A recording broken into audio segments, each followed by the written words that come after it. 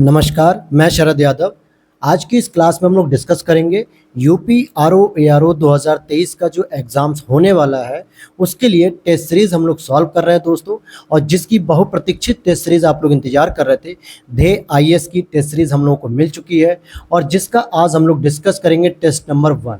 अभी इसके केवल 2 टेस्ट ही हुए हैं क्योंकि हर संडे इसके टेस्ट हो रहे हैं। पहला टेस्ट इसका 26 अगस्त को हुआ था और दूसरा जो है अगले संडे को हुआ था। तो 2 ही टेस्ट मिले हैं, तो अभी हम पहले टेस्ट की ओर बढ़ रहे हैं। धीरे धीरे जो भी टेस्ट मिलते जाएंगे हम इसके सॉल्व करेंगे, क्योंकि हमने प्रण ले रखा है कि जिस तरीके से ये छोटा बच्चा अपने गार्जियन का हाथ नहीं छोड़ता, ठीक उसी प्रकार से हम भी अपने स्टूडेंट का किसी भी प्रकार से हाथ नहीं छोड़ेंगे। आप लोगों की डिमांड थी कि सर धे आईएएस के भी आरओ की टेस्ट सीरीज़ को कराइए, तो काफ़ी मुश्किलों के बाद ये टेस्ट सीरीज़ हमें मिल पाई है। पूरे यूट्यूब पर आप देख सकते हैं कि 2023 के लिए जो 26 अगस्त से शुरू हुई है वो टेस्ट पेपर अभी ग्लैंस एकेडमी के अलावा कहीं नहीं मिलेगा आपको। और इसका प्रूफ भी मैं दिखा दूंगा कि ये इसी साल की टेस्ट सीरीज है। और इसी के साथ साथ जीएस वर्ल्ड की टेस्ट सीरीज भी शुरू कर दी गई है, जो कि निशु मैम के द्वारा बहुत अच्छी तरीके से समझाया जा रहा है उसमें। तो उनके भी 2 टेस्ट ऑलरेडी हो चुके हैं, उसकी भी प्लेलिस्ट ऑलरेडी बनाई गई है। हम लोग डिस्क्रिप्शन बॉक्स में उसकी भी प्लेलिस्ट लगा देंगे, आप वहाँ से भी देख लेंगे। दूसरा आपके लिए मैं बता दूं कि पीसीएस मंत्रा जो कि एक अच्छी कोचिंग है और यहाँ से भी बहुत सारे प्रश्न आपको फंसते हैं, तो पीसीएस मंत्रा की भी आरओ एआरओ की सीरीज़ को मेरे द्वारा सॉल्व कराया जा रहा है, तो आप उसकी भी प्लेलिस्ट को चेकआउट कर सकते हैं। तो चलिए शुरू करते हैं आज के इस टेस्ट पेपर की। और आज इस टेस्ट पेपर में हम लोग करेंगे जीएस के पेपर को सॉल्व, जिसमें 140 एमसीक्यूज कंप्लीट रहेंगे, जिसमें आपको जीएस, करंट अफेयर्स, रीजनिंग सभी के प्रश्न देखने को मिलेंगे। वीडियो अच्छी लगेगी तो लाइक कर दीजिएगा और चैनल पर अगर पहली बार आए हैं तो प्लीज़ चैनल को सब्सक्राइब कर लीजिएगा। और साथ ही साथ इसके लिए आप टेलीग्राम चैनल को ज्वाइन कर सकते हैं, जहाँ पे इसकी पीडीएफ पोस्ट कर दी जाएगी क्लास के बाद। तो चलिए शुरू करते हैं हम लोग पहले क्वेश्चन से।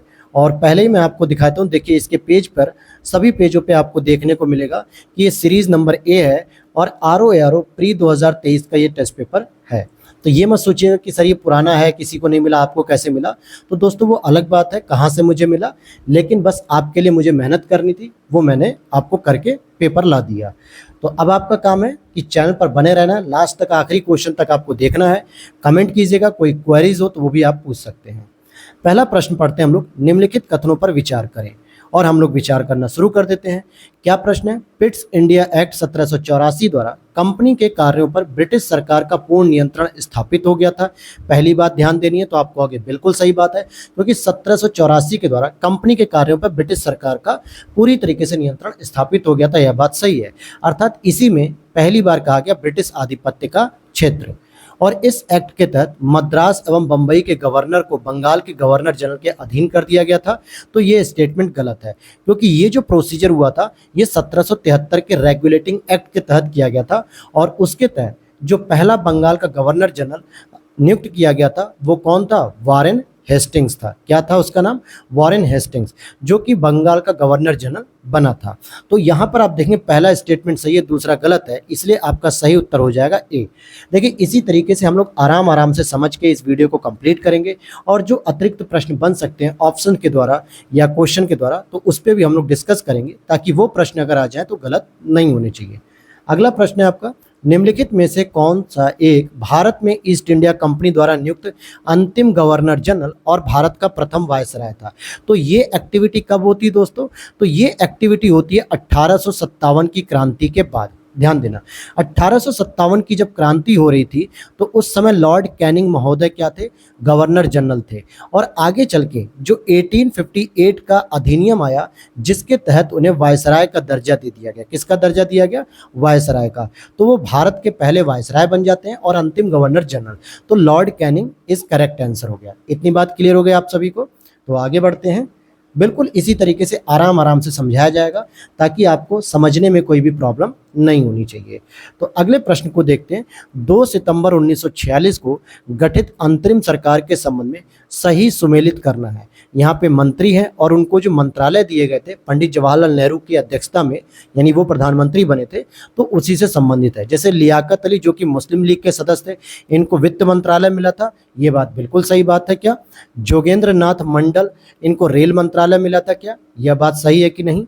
जगजीवन राम की बात करेंगे तो इनको श्रम मंत्रालय मिला था क्या? या बलदेव सिंह की बात करेंगे तो इनको रक्षा मंत्रालय मिला था क्या? ये चेक करना है हमें। अब यहाँ पर आप देखेंगे कि यहाँ पर इन्हें पूछना क्या चाहिए था। आप देखेंगे तो ये दो ऑप्शन अलग हैं और ये दो ऑप्शन अलग हैं। अब आप बताइए कैसे सही किया जाए। तो चलिए मैं बताता हूँ। 2 सितंबर को जब गठित हुई थी तो जगजीवन राम जी को तो श्रम मंत्रालय मिला था और बलदेव सिंह जी को रक्षा मंत्रालय मिला था। ये दोनों बातें सही हैं। अब आप कहेंगे सर लियाकत अली भी तो सही है। तो दोस्तों अगर मैं क्वेश्चन पर फोकस करूं तो आप देख सकते हैं कि 2 सितंबर 1946 को लियाकत अली इसमें शामिल नहीं थे, क्योंकि ये मुस्लिम लीग के सदस्य थे और मुस्लिम लीग कब शामिल हुई थी? अक्टूबर में शामिल हुई थी। तो इस हिसाब से ये ऑप्शन भी गलत होना चाहिए। और जोगेंद्र नाथ मंडल के पास रेल मंत्रालय नहीं था, बल्कि जो रेल मंत्रालय था वो आपके अरुणा आसफ अली जी के पास था। किसके पास था? अरुणा आसफ अली के पास। तो ए और बी इस तरीके से दोनों ही गलत हो जाएंगे।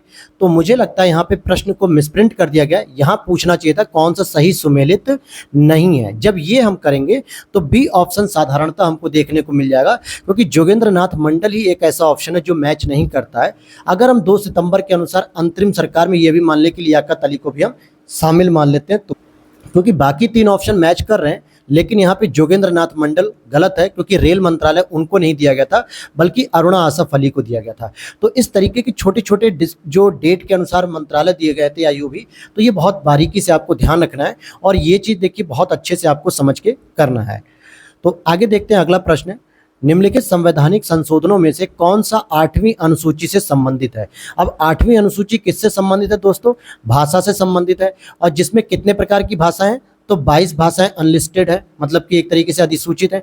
21वां संविधान संशोधन 1976, क्या यह हुआ था? तो आप कहोगे बिल्कुल सही। और इसके द्वारा सिंधी भाषा को जोड़ा गया था। किसको जोड़ा गया था? सिंधी भाषा को। फिर बात करेंगे 71वें संविधान संशोधन 1992, यह भी हुआ था, बिल्कुल सही। तो इसके द्वारा जोड़ा गया था आपको कोंकणी, थोड़ा पेन को मैं पतला कर लूँ क्योंकि लिखते समय काफ़ी मोटा हो रहा है। कोंकणी को जोड़ा गया था, मणिपुरी को जोड़ा गया था और अगली एक और भाषा जोड़ी गई थी, नेपाली। ठीक है, तीनों ये सही है। फिर अगला पूछ रहा है 92वां संविधान संशोधन अधिनियम 2003, यह भी जोड़ा गया था।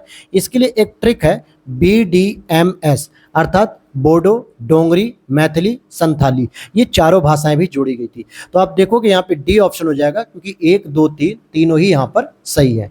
वीडियो कैसी लग रही है प्लीज़ आप लोग जो है कि बता दीजिएगा कमेंट बॉक्स में, और अगर अच्छी लग रही तो बस एक लाइक कर दिया करिए दोस्तों। कमेंट में आपकी जो भी क्वेरीज हो या कोई भी प्रश्न मैं पूछूं तो उसके आंसर अगर आपको पता है तो ज़रूर बताइए। और चैनल को अभी तक सब्सक्राइब नहीं किया तो प्लीज़ सब्सक्राइब कर लीजिए, क्योंकि ऐसे ही क्वालिटी कंटेंट आपको मिलते रहेंगे। आप प्लेलिस्ट में देख सकते हैं कि यूपी PCS के लिए कितना डेडिकेटेड चैनल ऑलरेडी है ये। भारतीय संविधान में वर्णित निम्नलिखित में से कौन सी एक प्रक्रिया को आयरलैंड के संविधान से गृहीत नहीं किया गया? यानी 3 प्रक्रियाएं तो आयरलैंड से ली गई, लेकिन कोई एक प्रक्रिया ऐसी है जो आयरलैंड से नहीं ली गई है। राज्यसभा सदस्यों का निर्वाचन, राज्यसभा में सदस्यों का मनोनयन, राष्ट्रपति की निर्वाचन पद्धति, राज्य के नीति निर्देशक तत्व। तो आप लोग सिंपली पढ़ते होंगे DPSP, बिल्कुल सही बात है, ये आयरलैंड से ली गई। राष्ट्रपति की जो निर्वाचन पद्धति है वो भी आयरलैंड से ली गई है। और राज्यसभा में जो सदस्यों का मनोनयन होता है, इसका मतलब जो 12 सदस्यों को मनोनीत किया जाता है राष्ट्रपति द्वारा, ये तीनों ही आयरलैंड से लिए गए। लेकिन राज्यसभा के सदस्यों का निर्वाचन प्रक्रिया जो होती है यह आयरलैंड से नहीं लिया गया है, बल्कि यह जो लिया गया है, ध्यान दीजिएगा, यह दक्षिण अफ्रीका, साउथ अफ्रीका के संविधान से लिया गया। तो इतनी बात ध्यान रखनी है। बहुत अच्छा प्रश्न था ये। अगला प्रश्न है आपका, हड़प्पा काल की निम्नलिखित बस्तियों में से कौन सी एक सतलज नदी के किनारे अवस्थित है? तो भाई आपको पता होना चाहिए सतलज नदी के किनारे कौन सी व्यवस्था थी, हड़प्पा, रोपण, कालीबंगा या लोथल। तो सही उत्तर हो जाएगा आपका सी, क्योंकि जो रोपण था ये पंजाब के क्षेत्र में आता है और पंजाब हिमाचल प्रदेश के रीजन में सतलज नदी देखने को मिलती है, तो वहाँ पे रोपड़ सही उत्तर हो जाएगा। अब बात करते हैं हड़प्पा की, तो हड़प्पा आपको देखने को मिलेगा रावी नदी के तट पर। कालीबंगा की बात करेंगे तो कालीबंगा आपको घग्गर नदी के किनारे देखने को मिलेगा राजस्थान में। लोथल की बात करेंगे तो ये आपको भोगवा नदी के किनारे देखने को मिलेगा गुजरात में। तो देखिए ऐसे ऑप्शन से भी जो प्रश्न बन सकते हैं वो भी डिस्कस किए जा रहे हैं, ताकि हो सकता है ऐसे प्रश्न सीधे आ जाएं तो वो आपके गलत नहीं होने चाहिए। केवल ये नहीं कि बस हमने प्रश्न को पढ़ा और उसका जो उत्तर है वो देख के बता दिया, ये हमारा काम नहीं है। हम जो है कि जनरली क्या करते हैं, क्वालिटी कंटेंट पे भरोसा रखते हैं, जिसके माध्यम से पूरी डिटेल से जानकारी आपको शेयर की जाती है। अगला प्रश्न है, सिंधु घाटी सभ्यता का विस्तार निम्नलिखित में से किस नदी के तट पर नहीं हुआ था? तो ध्यान देने वाली बात है, चिनाब, गंगा, झेलम, सिंधु। मैंने बताया था कि सप्त सैंधव वाला क्षेत्र था, तो ये आपकी पूरी की पूरी नदियां इसमें शामिल है, लेकिन गंगा नदी नहीं, क्योंकि गंगा मैदानी भाग में डेवलप हुई है, जिसमें आपका उत्तर प्रदेश, बिहार, पश्चिम बंगाल, झारखंड, ये सभी क्षेत्र इसमें आते हैं। सिंधु घाटी के क्षेत्र नहीं आते हैं, क्योंकि सिंधु घाटी का जो मुख्य रूप से विस्तार था, इसको समझ लेते हैं। उत्तर में तो आपका मांडा था, ठीक है, उत्तर में मांडा था जो दास्क नदी पे था क्या? नहीं, दास्क नदी पे नहीं था दोस्तों, ये आपको बताना है, ये कश्मीर में था। और नीचे आप देखेंगे दैमाबाद था, ठीक है। और पश्चिम में अगर आप देखेंगे सुत कांगे डोर था, ये दास्क नदी पे था। और पूरब में अगर आप देखेंगे तो मेरठ का आलमगीरपुर था, जो कि हिंडन नदी पर था।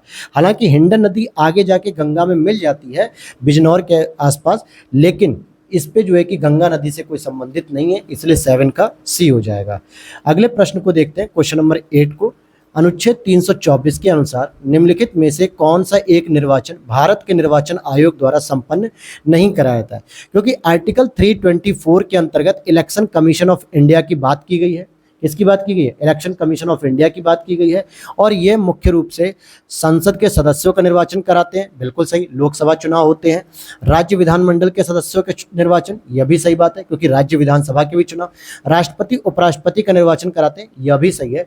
लेकिन ए ऑप्शन यहाँ पे सही हो जाएगा, क्योंकि पंचायत और नगर निगम निर्वाचन नहीं कराते हैं, बल्कि ये जो कराएगा वो राज्य का निर्वाचन आयोग कराएगा। कौन कराएगा? राज्य का निर्वाचन आयोग, न कि केंद्र सरकार। जैसे यहाँ लिखा भारत का निर्वाचन, ये नहीं कराता है। ए वाला ऑप्शन यहाँ पर सही हो जाएगा। अब यहाँ पर अगला प्रश्न है क्वेश्चन नंबर 9, जिसमें मिलान दिया हुआ है, कूट के माध्यम से आपको समझना है। तो आप देखिएगा कि आर्टिकल 371 झ, 371 जे और 371 छ और 371 घ। हालांकि ये इंग्लिश में भी दिया जाता है। अगर इंग्लिश में मैं बात करूं तो 371 आई की बात हो रही है पहले में, और सेकंड वाले में आपका एच की बात होगी 370, और 371 जी की बात हो रही है, और 371 डी की बात हो रही है। पेपर में आपको जो है कि टेलीग्राम पे दे दूंगा पीडीएफ, तो वहाँ पे आप इंग्लिश में भी देख सकते हैं ऐसे प्रश्नों को। अगर सामने दिया होता तो मैं जरूर दिखाता। अब यहाँ पर मैच करना है, तो आई का संबंध किससे होता है? गोवा से होता है, बिल्कुल सही बात है कि मैं गोवा आई, मतलब मैं गोवा घूमने आई। और जे की बात करें अर्थात एच की, तो ये अरुणाचल प्रदेश से संबंधित है, बिल्कुल सही बात है। जी की बात करेंगे तो जी मिजोरम से संबंधित है, मीजो मतलब ज लास्ट में आ रहा है। और डी की बात करेंगे तो आंध्र प्रदेश से संबंधित है। तो इसलिए 1 2 3 4 चारों ही ऑप्शन आमने सामने मैच है, तो ए ऑप्शन करेक्ट हो जाएगा। अब अगले प्रश्न पे चलते हैं, क्वेश्चन नंबर 10, क्योंकि बीच में इंग्लिश में दिया हुआ है तो हम लोग हिंदी में पढ़ेंगे और समझते हैं इसको। अच्छे प्रश्न दिए, मैं कह सकता हूं कि जीएस वर्ल्ड पीसीएस मंत्रा की तरह ढे आईएएस ने भी अच्छे प्रश्न दिए, क्योंकि ऐसे ही प्रश्न आप पीवाईक्यू में देख सकते हैं। इस तरीके के प्रश्न आपको देखने को मिलेंगे। और साथ ही आपको बताते चलूं मैं कि पीवाईक्यू जो सीरीज़ है, सब्जेक्ट वाइज हम लोग अलग अलग जो है कि हैंड रिटन नोट्स तैयार कर रहे हैं, उसको हम लोग जो है कि आपको डिस्कस करेंगे। उससे रिलेटेड जो एक्स्ट्रा फैक्ट हैं वो भी कवर किया जाएगा। तो बहुत ही अच्छी सीरीज़ रहेगी, लेकिन उसे हम लोग कुछ ही समय बाद चलाएंगे, अभी नहीं। अभी पहले आप टेस्ट सीरीज और अपनी स्टडी पे फोकस कीजिए। प्रश्न है आपका क्वेश्चन नंबर 10, उपराष्ट्रपति राज्यसभा का पदेन सभापति होता है, बिल्कुल सही बात है। उपराष्ट्रपति राज्यसभा का सदस्य नहीं होता है, यह भी सही बात है। कार्यवाहक राष्ट्रपति के रूप में उपराष्ट्रपति अधिकतम 6 महीने की अवधि तक कार्य कर सकता है, यह बात भी सही है। तो तीनों ही स्टेटमेंट सही है और यहाँ पे डी ऑप्शन करेक्ट हो जाएगा। अगला प्रश्न दिया है क्वेश्चन नंबर 11 है आपका, निम्नलिखित कथनों पर विचार कीजिए, और हम लोग विचार करना शुरू कर देते हैं। अनुच्छेद 61 में राष्ट्रपति पर महाभियोग चलाने की प्रक्रिया का वर्णन दिया हुआ है क्या? तो आप कहोगे जी, बिल्कुल सही बात है। 61(1) के तहत राष्ट्रपति पर साबित कदाचार या सिद्ध असमर्थता के आधार पर ही महाभियोग चलाया जा सकता है। तो बस यही बात गलत लिखी हुई है। ये सामान्यतः जो है कि जस्टिस के लिए अप्लाई होती है। राष्ट्रपति के लिए जो शब्द यूज होता है वो ये होता है कि संविधान का जब अतिक्रमण किया गया हो। क्या किया गया हो? संविधान का अतिक्रमण, यानी कि संविधान का उल्लंघन किया गया, ये शब्द नहीं होता है।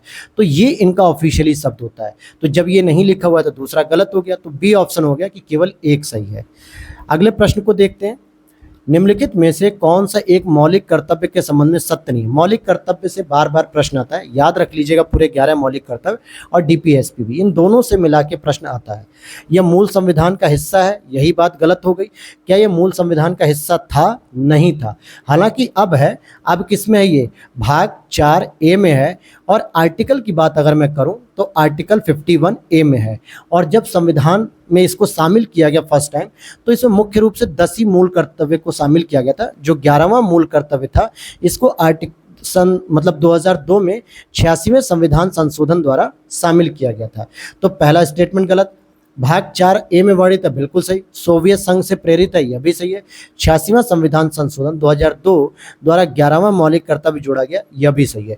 तो ए ऑप्शन सही हो जाएगा, यह संविधान का हिस्सा नहीं था।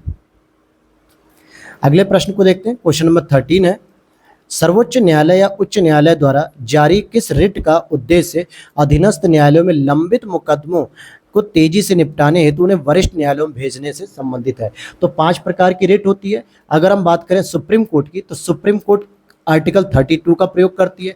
अगर हम बात करें हाई कोर्ट की, तो हाई कोर्ट किस आर्टिकल का प्रयोग करती है, इसे भी मैं ही बता दूं या आप लोग कमेंट बॉक्स में बता देंगे। तो चलिए ये आप लोगों के लिए छोड़ता हूँ। हाई कोर्ट में 5 प्रकार की रिट होती है, यहाँ पे 4 लिखी हुई है और एक याद रख लीजिए, मैं लिख देता हूँ, उसका नाम है बंदी प्रत्यक्षीकरण। क्या नाम है? बंदी प्रत्यक्षीकरण। तो ये होती है 5 प्रकार की। अब यहाँ पूछ रहा है कि लंबित मुकदमों को अपर कोर्ट में यानी कि वरिष्ठ न्यायालयों में भेजने के लिए, तो उत्प्रेषण उसे कहा जाता है। क्या कहा जाता है? उत्प्रेषण। अब चलते हैं अगले प्रश्न की ओर। आर्टिकल 312 के अनुसार राज्यसभा द्वारा अखिल भारतीय सेवाओं का सृजन किया जा सकता है। बिल्कुल किया जा सकता है, और ये इसकी एक अनन्य पावर है जो लोकसभा यूज नहीं करती है। लेकिन इसके लिए उपस्थित तथा मतदान देने वाले सदस्यों के 2/3 बहुमत द्वारा जरूरी है। तो 14 का हो गया बी ऑप्शन। अगले प्रश्न को देखते हैं। क्वेश्चन नंबर 15 है आपका, निम्नलिखित में से कौन सा एक नीति निर्देशक तत्वों के अंतर्गत सम्मिलित नहीं है? देखिए कौन डीपीएसपी नहीं, यह पूछा जा रहा है आपसे। इस पे ध्यान देने वाली बात है आपकी। तो क्या ध्यान देना है इस पे कि कौन सा इसमें नहीं शामिल है, यही देखना है। तो चलिए देख लेते हैं। क्वेश्चन नंबर 15 को पढ़ते हैं। कुछ दशाओं में काम, शिक्षा, लोक सहायता पाने का अधिकार है क्या? बिल्कुल है। कौन से आर्टिकल में दोस्तों? 41 में। देखिए जो एक्स्ट्रा फैक्ट मैं आपको बताते चला हूं, ये आपको पता रहने चाहिए। 6 से 14 वर्ष के आयु वर्ग के बालकों हेतु शिक्षा का प्रबंध किया गया है क्या? आप बताएंगे किया गया है कि नहीं? बिल्कुल नहीं किया गया है, क्योंकि ध्यान देना 6 से 14 वर्ष के आयु के वर्ग के लिए अब आर्टिकल 21A के तहत फंडामेंटल राइट्स बना दिया गया है। तो यही ऑप्शन सही हो जाएगा, क्योंकि ये डीपीएसपी से बाहर हो गया है।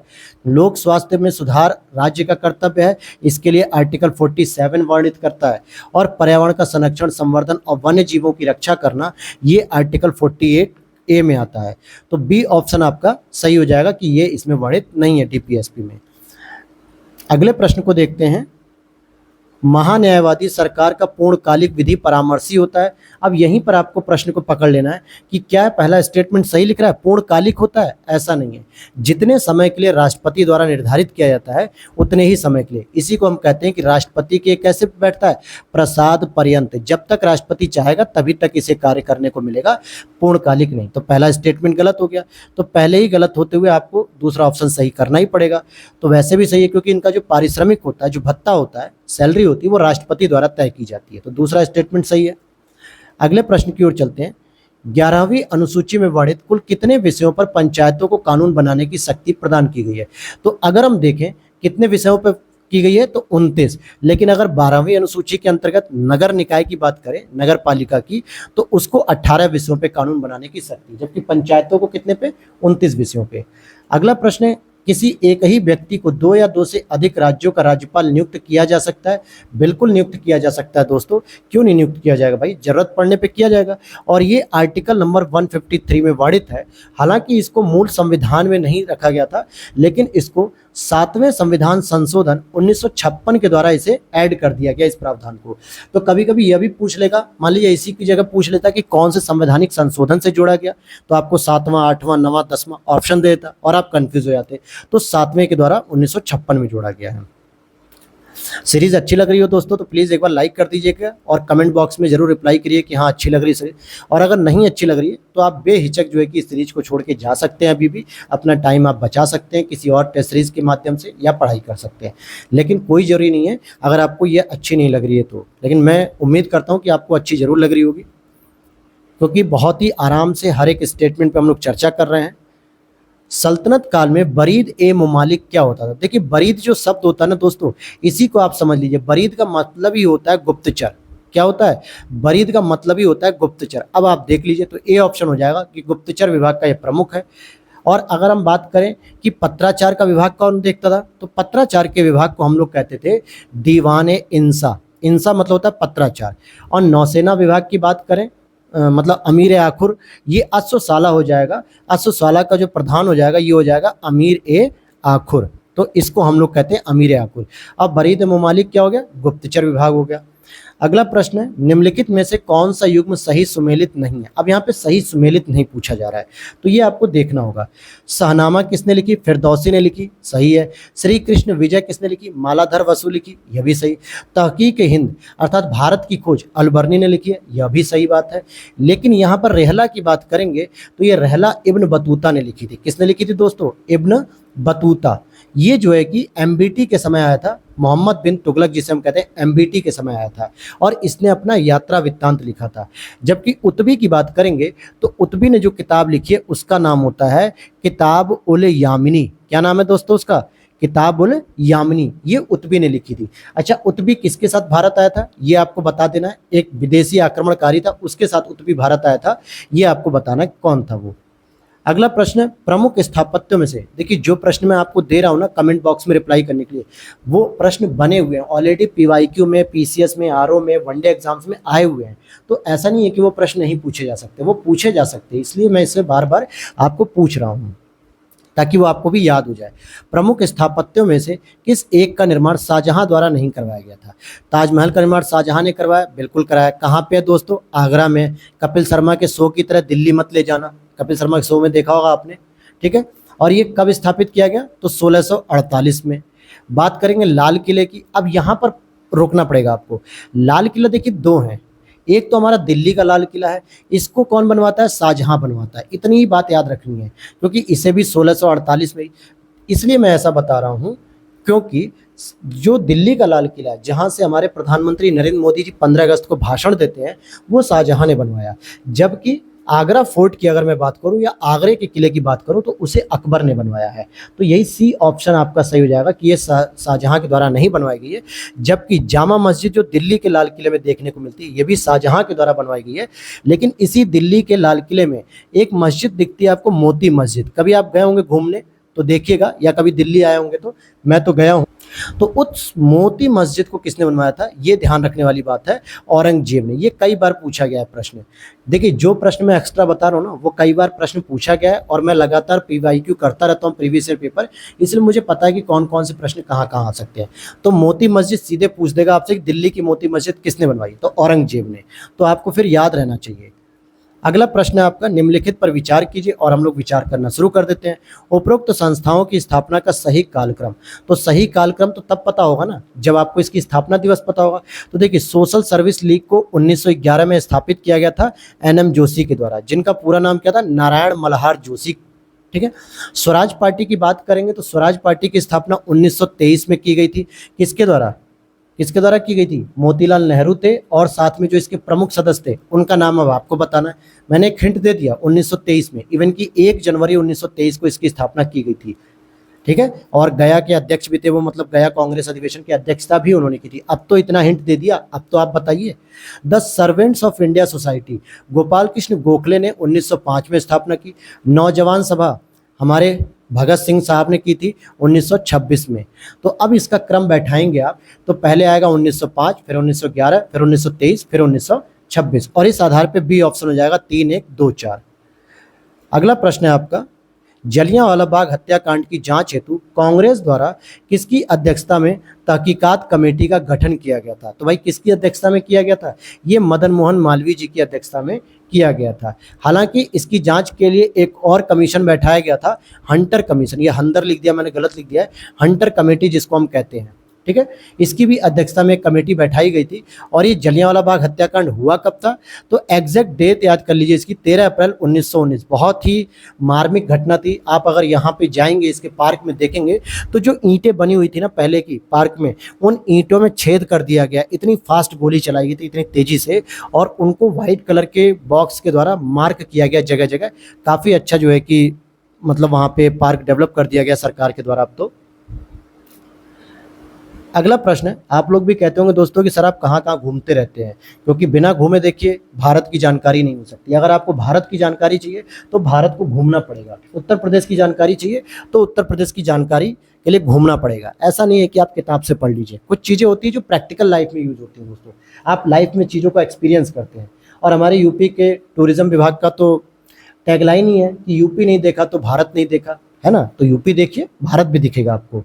चलिए क्वेश्चन नंबर 24 को देखते हैं। चार्ल्स मेटकॉफ को समाचार पत्रों का मुक्तिदाता कहा जाता है। मेटकॉफ ने liberation of the Indian press act लागू करवाया था। तो यहाँ पर दोनों ही बातें सही हैं। चार्ल्स मेटकॉफ को समाचार पत्रों का मुक्तिदाता कहा जाता है, ठीक है। क्वेश्चन नंबर 25 है। यहाँ पे कुछ पत्र पत्रिकाएं हैं और कुछ लेखक हैं, उनका मिलान करना है। जैसे glimpses of the world history, ये जवाहरलाल नेहरू की पुस्तक है। हिंट्स फॉर सेल्फ कल्चर, इसकी बात करेंगे तो लाला हरदयाल की पुस्तक है। अ नेशन इन मेकिंग, तो a nation in making Surendra Nath Banerjee ji की पुस्तक है। और हमदर्द मोहम्मद अली जिन्ना की पुस्तक है। तो इस तरीके से जब आप मिलान करेंगे कि 1 2 4 3, अर्थात कि बी ऑप्शन आपका सही हो जाएगा। अगले प्रश्न को देखते हैं। पवनार आंदोलन से संबंधित है, कई बार यह प्रश्न पूछा गया है, इसको अच्छे समझ लीजिएगा। पवनार आंदोलन लोकप्रिय रूप से जाना जाता है किस नाम से? इसी को दोस्तों व्यक्तिगत सत्याग्रह आंदोलन कहते हैं, इसीलिए बहुत लोग कंफ्यूज हो जाते हैं। और इसको 1940 में महात्मा गांधी जी के द्वारा शुरू किया गया था, जिसमें पहले सत्याग्रही कौन थे ये भी पूछा जाता है कई बार। विनोबा भावे, क्या नाम है इनका? विनोबा भावे। दूसरे सत्याग्रही कौन थे आपके? जेएल नेहरू साहब थे, यानी कि पंडित जवाहरलाल नेहरू।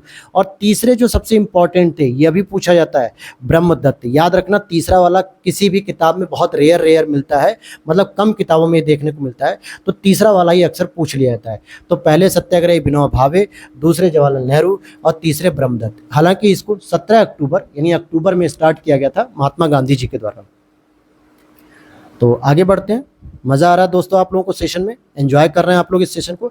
बोरियत तो फील नहीं हो रही है ना? बोरियत फील होगी तो बता देना कमेंट बॉक्स में, मैं तुरंत थोड़ा सा इंटरेस्टिंग बना दूंगा। वैसे कोशिश है मेरी कि इंटरेस्टिंग लगातार बनाया हुआ हूँ मैं।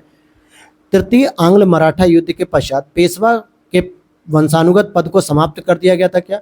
तीसरे आंग्ल मराठा युद्ध होने के बाद पेशवा का वंशानुगत पद समाप्त हो गया था, यह पूछा जा रहा है। और पेशवा बाजीराव द्वितीय अंतिम पेशवा थे, यही पूछा जा रहा है। तो दोनों ही बातें सही हैं, क्योंकि तीसरा जो आंग्ल मराठा युद्ध हुआ था वो 1817 से लेके 19 तक हुआ था। और इसी समय फिर एक तरीके से संधि कर दी गई थी, और पेशवा का जो पद था, यानी कि आज के पीएम कहे जाते हैं, वो पीएम का दर्जा था इनका, तो ये पद समाप्त हो गया। और अंतिम पेशवा बाजीराव द्वितीय अंतिम पेशवा था। तो सी ऑप्शन करेक्ट हो जाएगा।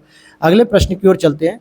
अब यहाँ पे कुछ यात्री हैं और उनके दरबार, मतलब वो किस शासक के दरबार में आए थे? तो निकोलो कोंटी, यहाँ पे सही सुमेलित पूछ रहा है। निकोलो कोंटी किस में आए थे? देवराय प्रथम में आए थे, बिल्कुल सही बात है। नूनिच किसके समय आए थे? अच्युत राय के समय आए थे। डोमिंगो पायस कृष्णदेव राय के समय। तो तीनों ही ऑप्शन सही है, तीनों ही सही है दोस्तों, इसमें कोई सोचने वाली बात ही नहीं है बिल्कुल। तो अगले प्रश्न की ओर बढ़ते हैं। क्वेश्चन नंबर हमारा 29 क्या कहता है? अब ज्योग्राफी के थोड़े प्रश्न आ रहे हैं आपको, और ज्योग्राफी की क्लास ऑलरेडी घटना चक्र सीरीज 2023 की लेटेस्ट एडिशन चलाई जा रही है। प्लेलिस्ट में जाइए, उसे देखिए, मैं ही कंप्लीट करा रहा हूँ उसे, जिसमें आपको इंडियन ज्योग्राफी के 14-15 लेक्चर मिलेंगे। वर्ल्ड ज्योग्राफी के भी 3 से 4 लेक्चर हो गए, तो जरूर उसे देखिए, ताकि आपको हेल्प मिलेगी ज्योग्राफी के क्वेश्चन को सॉल्व करने की। हालांकि हम सभी जो है कि सीरीज को कराएंगे, बायोलॉजी भी इसके साथ चले, फिर हिस्ट्री, पॉलिटी, एनवायरमेंट, इकोनॉमी, सबको कराया जाएगा, और आपको टाइम टू टाइम वो क्लासेस मिलती रहेंगी। अगला प्रश्न है आपको, निम्नलिखित में से कौन सा युग्म सही सुमेलित है? भाई कौन सा युग्म सही सुमेलित है? लोयस का पठार चीन में है, बिल्कुल सही बात है। पोटावर पठार पाकिस्तान, और शान पठार म्यांमार। तो ये उपरोक्त सभी सही सुमेलित हैं, बिल्कुल सही बात है। तो 29 का डी हो गया, क्योंकि शान पठार म्यांमार में ही है, ध्यान देना। जलियांवाला बाग हत्याकांड के विरोध में निम्नलिखित में से किसने वायसराय की कार्यकारिणी परिषद से इस्तीफा दे दिया? वायसराय की कार्यकारिणी ही छोड़ दी दोस्तों। तो शंकर नायर, ध्यान देना, शंकर नायर। और महात्मा गांधी ने इस घटना के विरोध में क्या किया? इन्होंने अपनी कैसर ए हिंद की उपाधि छोड़ दी थी। अच्छा, कैसर ए हिंद की उपाधि मिली कब थी ये पता है आप लोगों को? ये तब मिली थी जब इन्होंने प्रथम विश्व युद्ध में जो है कि भारतीयों से कहा था कि आप अंग्रेजों की सहायता करो, तो इसके एवज में अंग्रेजों ने महात्मा गांधी को ये उपाधि दे दी थी। और जमनालाल बजाज साहब ने अपनी राय बहादुर, क्या नाम था? राय बहादुर की उपाधि का भी त्याग कर दिया था। तो ये 2-3 स्टेटमेंट है जो घुमा के आपसे पूछ लिए जाते हैं एग्जाम में, तो इसलिए आपको पता रहना चाहिए। तो अगले प्रश्न की ओर चलते हैं। क्वेश्चन नंबर हमारा 31 है। क्या कहता है क्वेश्चन नंबर हमारा 31? अफ्रीका महाद्वीप के किस देश को तिल ताड़ यानी कि पाम ऑयल का देश कहा था? मतलब अफ्रीका महाद्वीप में ऐसा कौन सा देश है? तो नाइजीरिया। नाइजीरिया में जो है कि तिल ताड़ यानी कि तिल का जो तेल होता है, ताड़ का जो तेल, तो वो बहुत ही प्रोडक्ट होता है, तो इसीलिए उसको ये कहा था पाम ऑयल कंट्री भी इसे कहा जाता है। हालांकि नाइजीरिया के दक्षिण में गिनी की खाड़ी देखने को मिलती है जो कि अटलांटिक महासागर का कोना है। और अबूजा, ध्यान देने वाली बात है कि अबूजा इसकी राजधानी है। ये कई बार पूछा गया है प्रश्न, हालांकि पीसीएस में नहीं पूछा गया, वनडे एग्जाम में पूछा गया है, लेकिन पूछा गया है। अगला प्रश्न है, अफ्रीका महाद्वीप की निम्नलिखित दो नदियों के संबंध में कौन सा कथन सत्य है? लिम्पोपो नदी विषुवत रेखा को 2 बार काटती है, कांगो नदी मकर रेखा को 2 बार काटती है। अब ये दोनों स्टेटमेंट अपोजिट लिखे हुए हैं, इसलिए न तो एक सही है न दूसरा, क्योंकि लिम्पोपो नदी काटती है किसको? मकर रेखा को। कांगो नदी किसे काटती है? विषुवत रेखा को। तो अगर ये लिखा होता तो सही होता। अब एक प्रश्न मैं आपके लिए छोड़ता हूं यहाँ पे कि कर्क रेखा को 2 बार कौन सी नदी काटती है पूरी दुनिया में? बताइए। चलिए देखता हूँ किसको किसको ये पता है, क्योंकि मैंने ज्योग्राफी पढ़ाई है और कर्क रेखा भी पढ़ाई है, तो ये मैं देखना चाहूँगा कि किसको पता है किसको नहीं।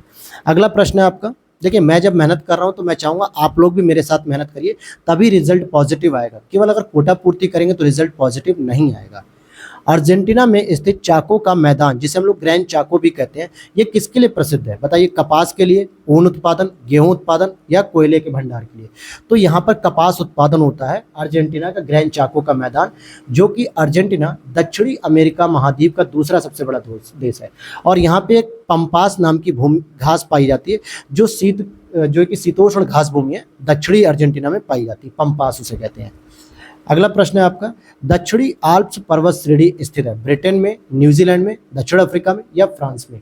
तो 34 का हो जाएगा बी। ये जो आपसे पूछा जा रहा है दक्षिणी आल्प्स पर्वत, ये न्यूजीलैंड में स्थित है। और यहाँ की जो सबसे ऊंची चोटी है वो होती है माउंट कुक।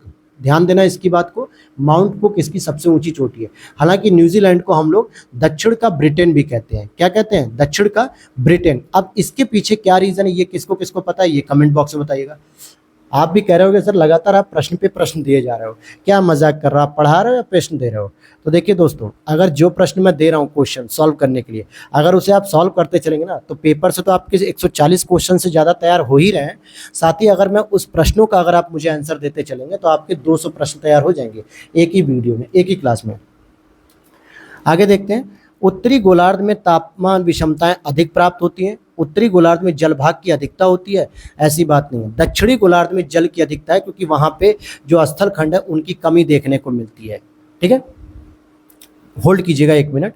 यहाँ पर ये क्या लिख रहा है? उत्तरी भाग में जल भाग की अधिकता है। अच्छा, कंपैरिजन तो नहीं कर रहा है ना, दक्षिणी गोलार्ध से कंपैरिजन तो नहीं कर रहा है, तो ये बात सही है। जल भाग की अधिकता है और इसीलिए तापमान में विषमताएं देखने को मिलती है, इसलिए ए ऑप्शन हो जाएगा कि दोनों ही सही है और एक दूसरे की व्याख्या भी करें।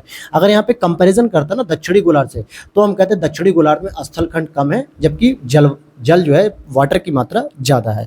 अगला प्रश्न है, क्षोभ मंडल के संबंध में कौन सा एक कथन सत्य है? संवहन धाराएं इसी मंडल में पाई जाती हैं, जेट स्ट्रीम क्षोभ मंडल में ही प्रवाहित होती है, क्षोभ मंडल वायुमंडल की सबसे निचली परत है और सभी कथन सत्य हैं। तो बिल्कुल सही बात है, सभी कथन सत्य हैं। ठीक है, और इसकी जो ऊपरी सीमा होती है इसको हम लोग ट्रोपोपॉज कहते हैं। अच्छा, इसको भी याद रखिएगा आप लोग, मैं बताता हूँ अभी कि जब भी ये मान लीजिए आपकी पृथ्वी है, ठीक है, ये आपकी अर्थ हो गई, मतलब चलिए मैं थोड़ा सा गोल बना दूं, नहीं तो आप कहोगे कि मजाक हो रहा है, ये तो अर्थ के नाम पे, ये अर्थ है। तो सबसे ऊपर वाली जो सीमा पाई जाती है जो ट्रोपोपॉज कहलाती है, तो इसमें आपको देखने को मिलेगा क्षोभ मंडल, फिर उसके ऊपर जाएंगे तो समताप मंडल, फिर उसके ऊपर जाएंगे तो मध्य मंडल, फिर उसके ऊपर जाएंगे तो आयन मंडल, फिर उसके ऊपर जाएंगे तो बहिर्मंडल।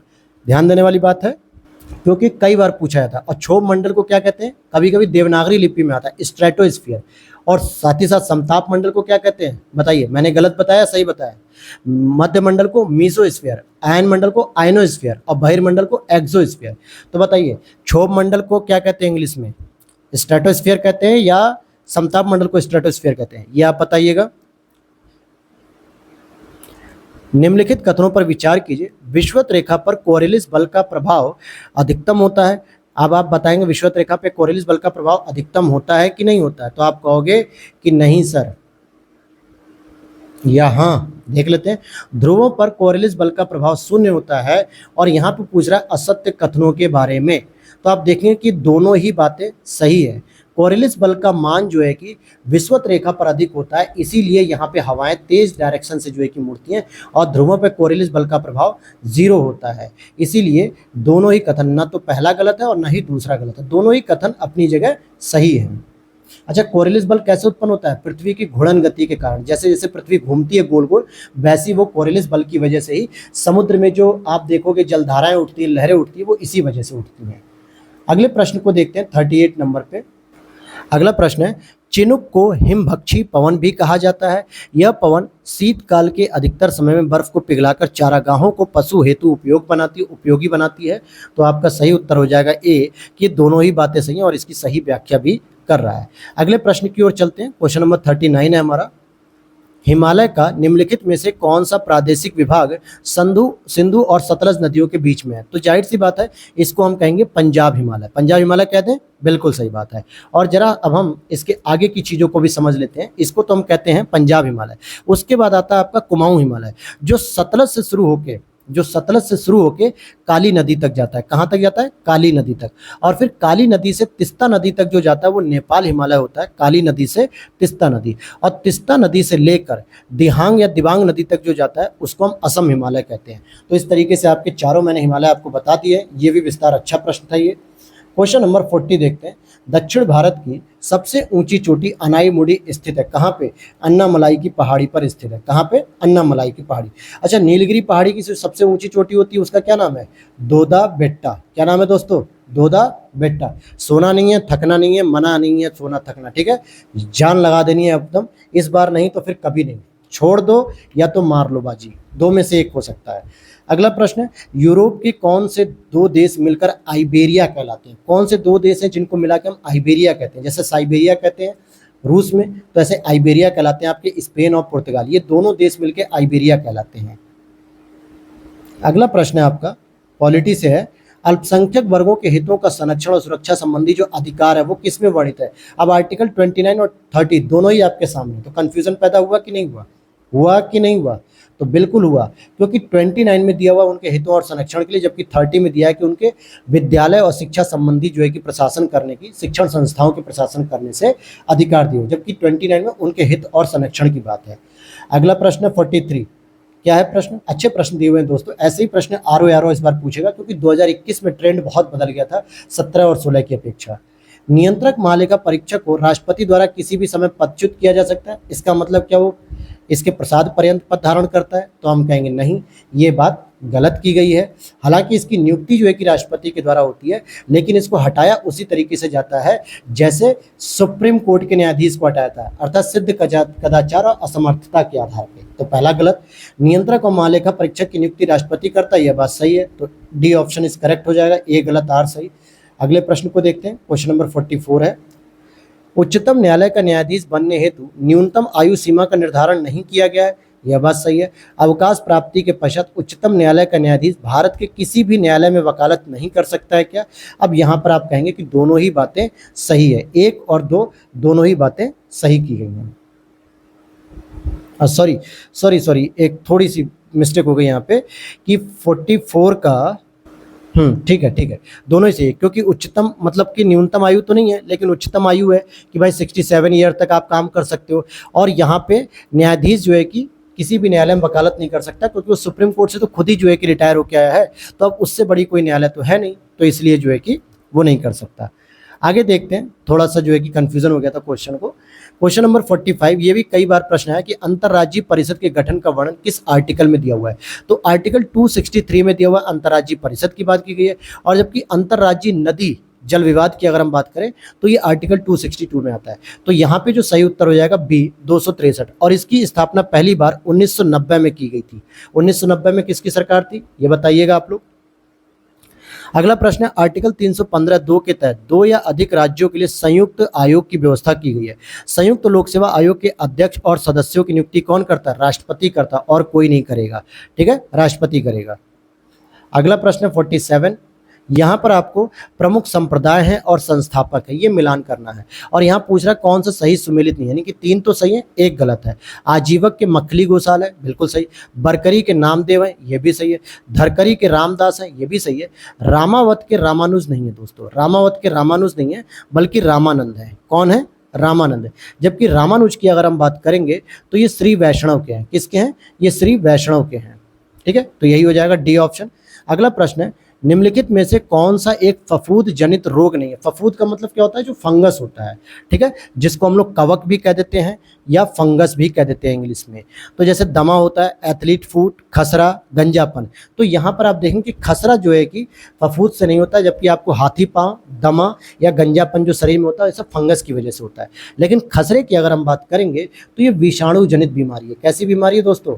ये विषाणु जनित। तो बायोलॉजी की क्लास के लिए भी आप लोग घटना चक्र का लेटेस्ट एडिशन फॉलो कर सकते हैं, जो कि प्लेलिस्ट में आप देख सकते हैं। वहाँ पे बायोलॉजी की 6 से 7 ऑलरेडी क्लासेस हो चुकी हैं।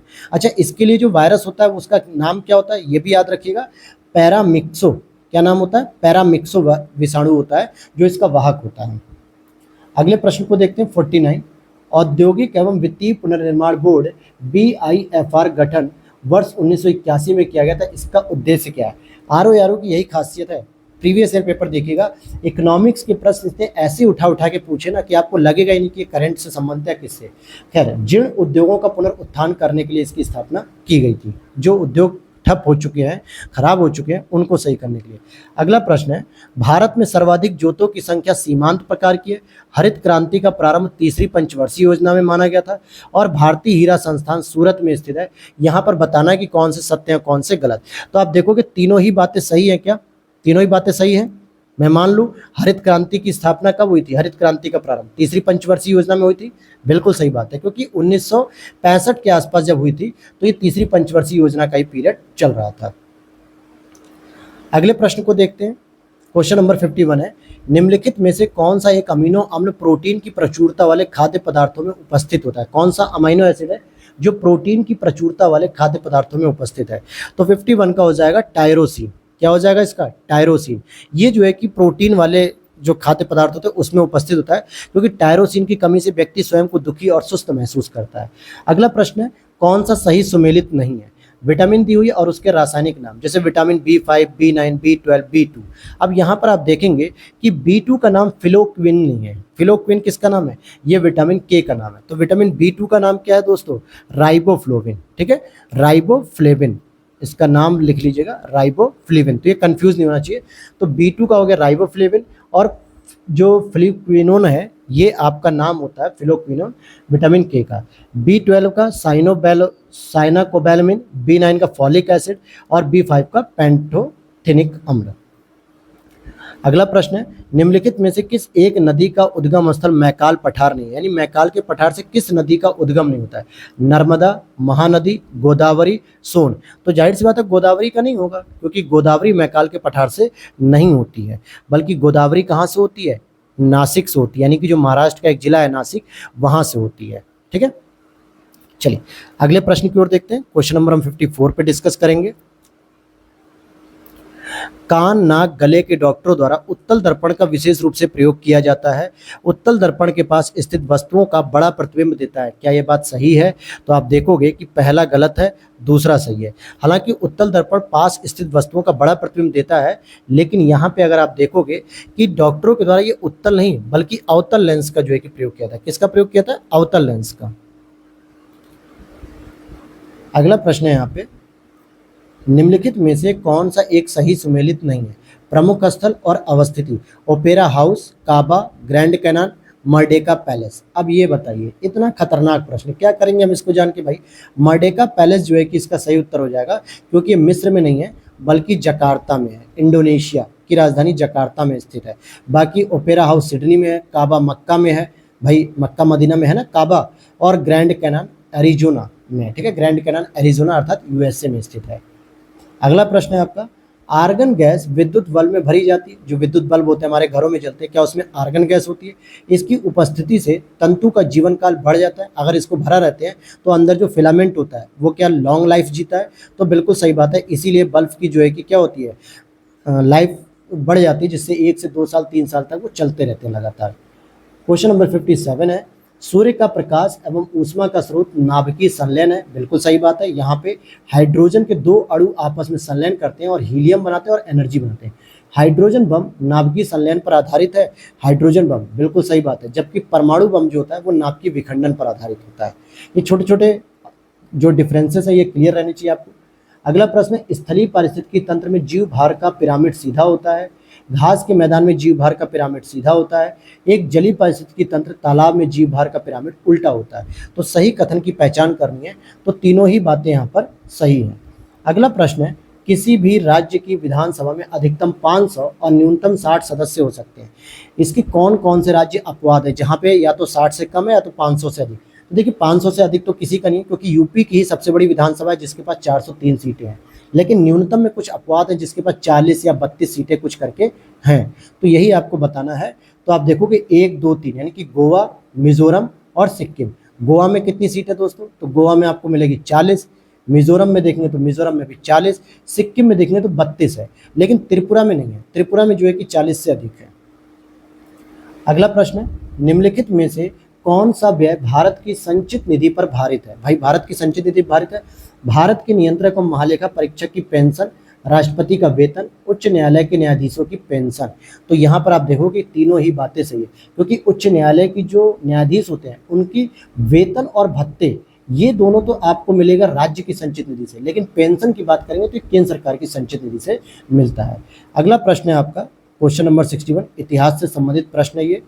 सल्तनत काल के निम्नलिखित प्रशासनिक विभागों में से कौन सा एक फिरोज शाह तुगलक से संबंधित है, यानी कि फिरोज शाह तुगलक ने उसकी स्थापना नहीं की है। दीवान बंदगान जो दासों के लिए थी, दासों के मतलब कल्याण के लिए। दारुल उस सफ़ा ये चिकित्सालय था एक तरीके से। दीवान कोही ये कृषि विभाग है, लेकिन इसको फिरोज शाह तुगलक नहीं बल्कि एमबीटी ने स्थापित किया, यानी मोहम्मद बिन तुगलक के द्वारा। और दीवान ए इस्तिहाक यह भी जो है कि फिरोज शाह तुगलक के द्वारा स्थापित किया गया। तो यहाँ पर आप देखेंगे 61 का सी ऑप्शन हो जाएगा, क्योंकि इसको मोहम्मद बिन तुगलक ने स्थापित किया। अगला प्रश्न यहाँ पे पूछ रहा है, निम्नलिखित में से कौन सा एक सही सुमेलित है, मत और संस्थापक। ये प्रश्न पिछली बार भी आया था यूपी पीसीएस 2022 में, ठीक है, तो इस बार भी आ सकता है। आरओ में विशिष्टाद्वैतवाद, द्वैतवाद, शुद्धाद्वैतवाद, तो तीनों को मिलान करना है, तो इसके रामानुजाचार्य, इसके माधवाचार्य, इसके वल्लभाचार्य, तो डी ऑप्शन हो जाएगा कि तीनों ही सही सुमेलित हैं। अगले प्रश्न को देखते हैं। मार्कंडे मंदिर को विदर्भ का खजुराहो भी कहा जाता है, और यह मंदिर गुजरात के द्वारका जिले में स्थित है। तो यह दोनों ही बातें सही है क्या, केवल पहला बात सही है, पहली बात सही है, क्योंकि इसका जो मंदिर है ये आपके गुजरात में नहीं बल्कि महाराष्ट्र में स्थित है। कहाँ पे, महाराष्ट्र में गढ़चिरौली जिला एक है वेनगंगा नदी के आसपास, तो वहाँ पे। अगला प्रश्न है, मध्य भारत में स्थित निम्नलिखित पहाड़ियों में से कौन सी एक सबसे पूर्व में स्थित है।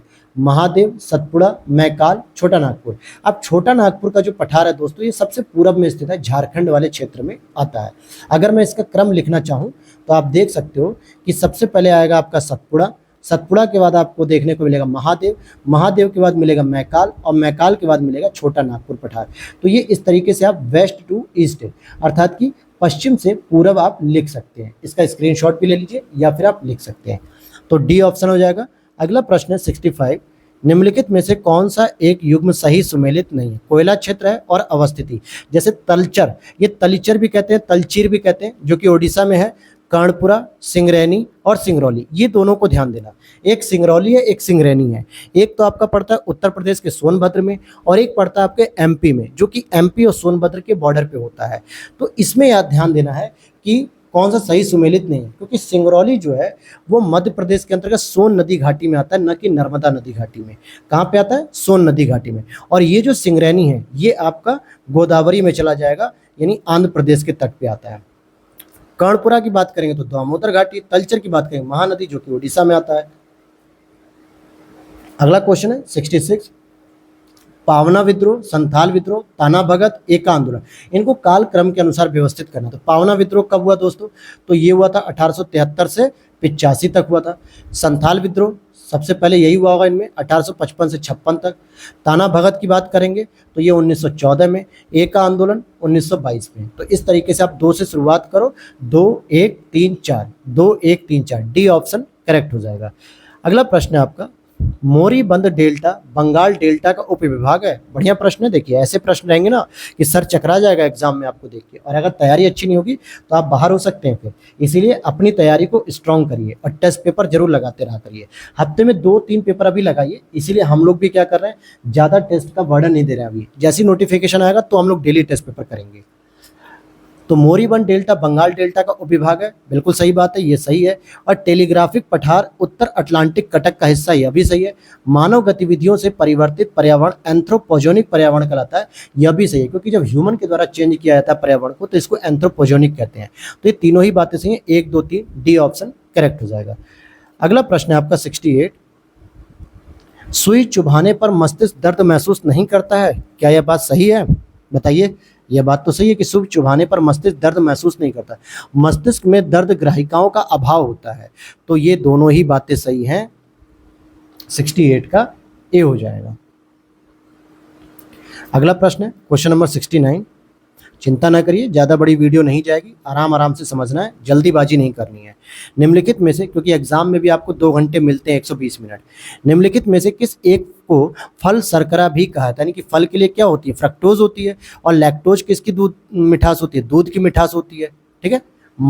तो ये बात समझ में। और माल्टोज किसकी होती है? तो ये अनाजों की होती है, अनाज जो हम लोग खाते हैं, दाल चावल रोटी सब्जी, इसमें ये पाया जाता है। अच्छा, ये किस प्रकार की जो है कि मतलब होती है शर्करा? तो ये आपकी मोनोसैकेराइड होती है। क्या होती है? मोनोसैकेराइड।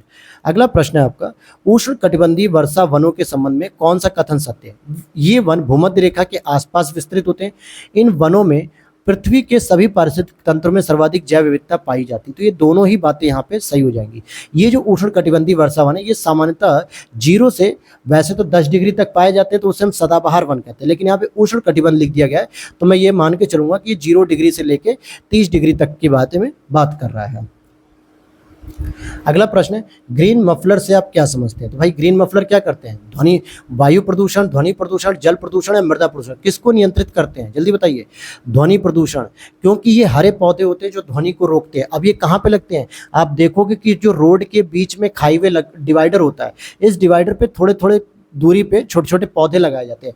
ये पौधे रोड के आसपास की जो ध्वनि है उसको एब्जॉर्व करते हैं, ताकि निकट में रहने वाली जो बस्तियां हैं, घर हैं, उन पे जो है कि प्रभाव कम पड़े। तो ग्रीन मफलर यही होते हैं, तो बी ऑप्शन हो जाएगा।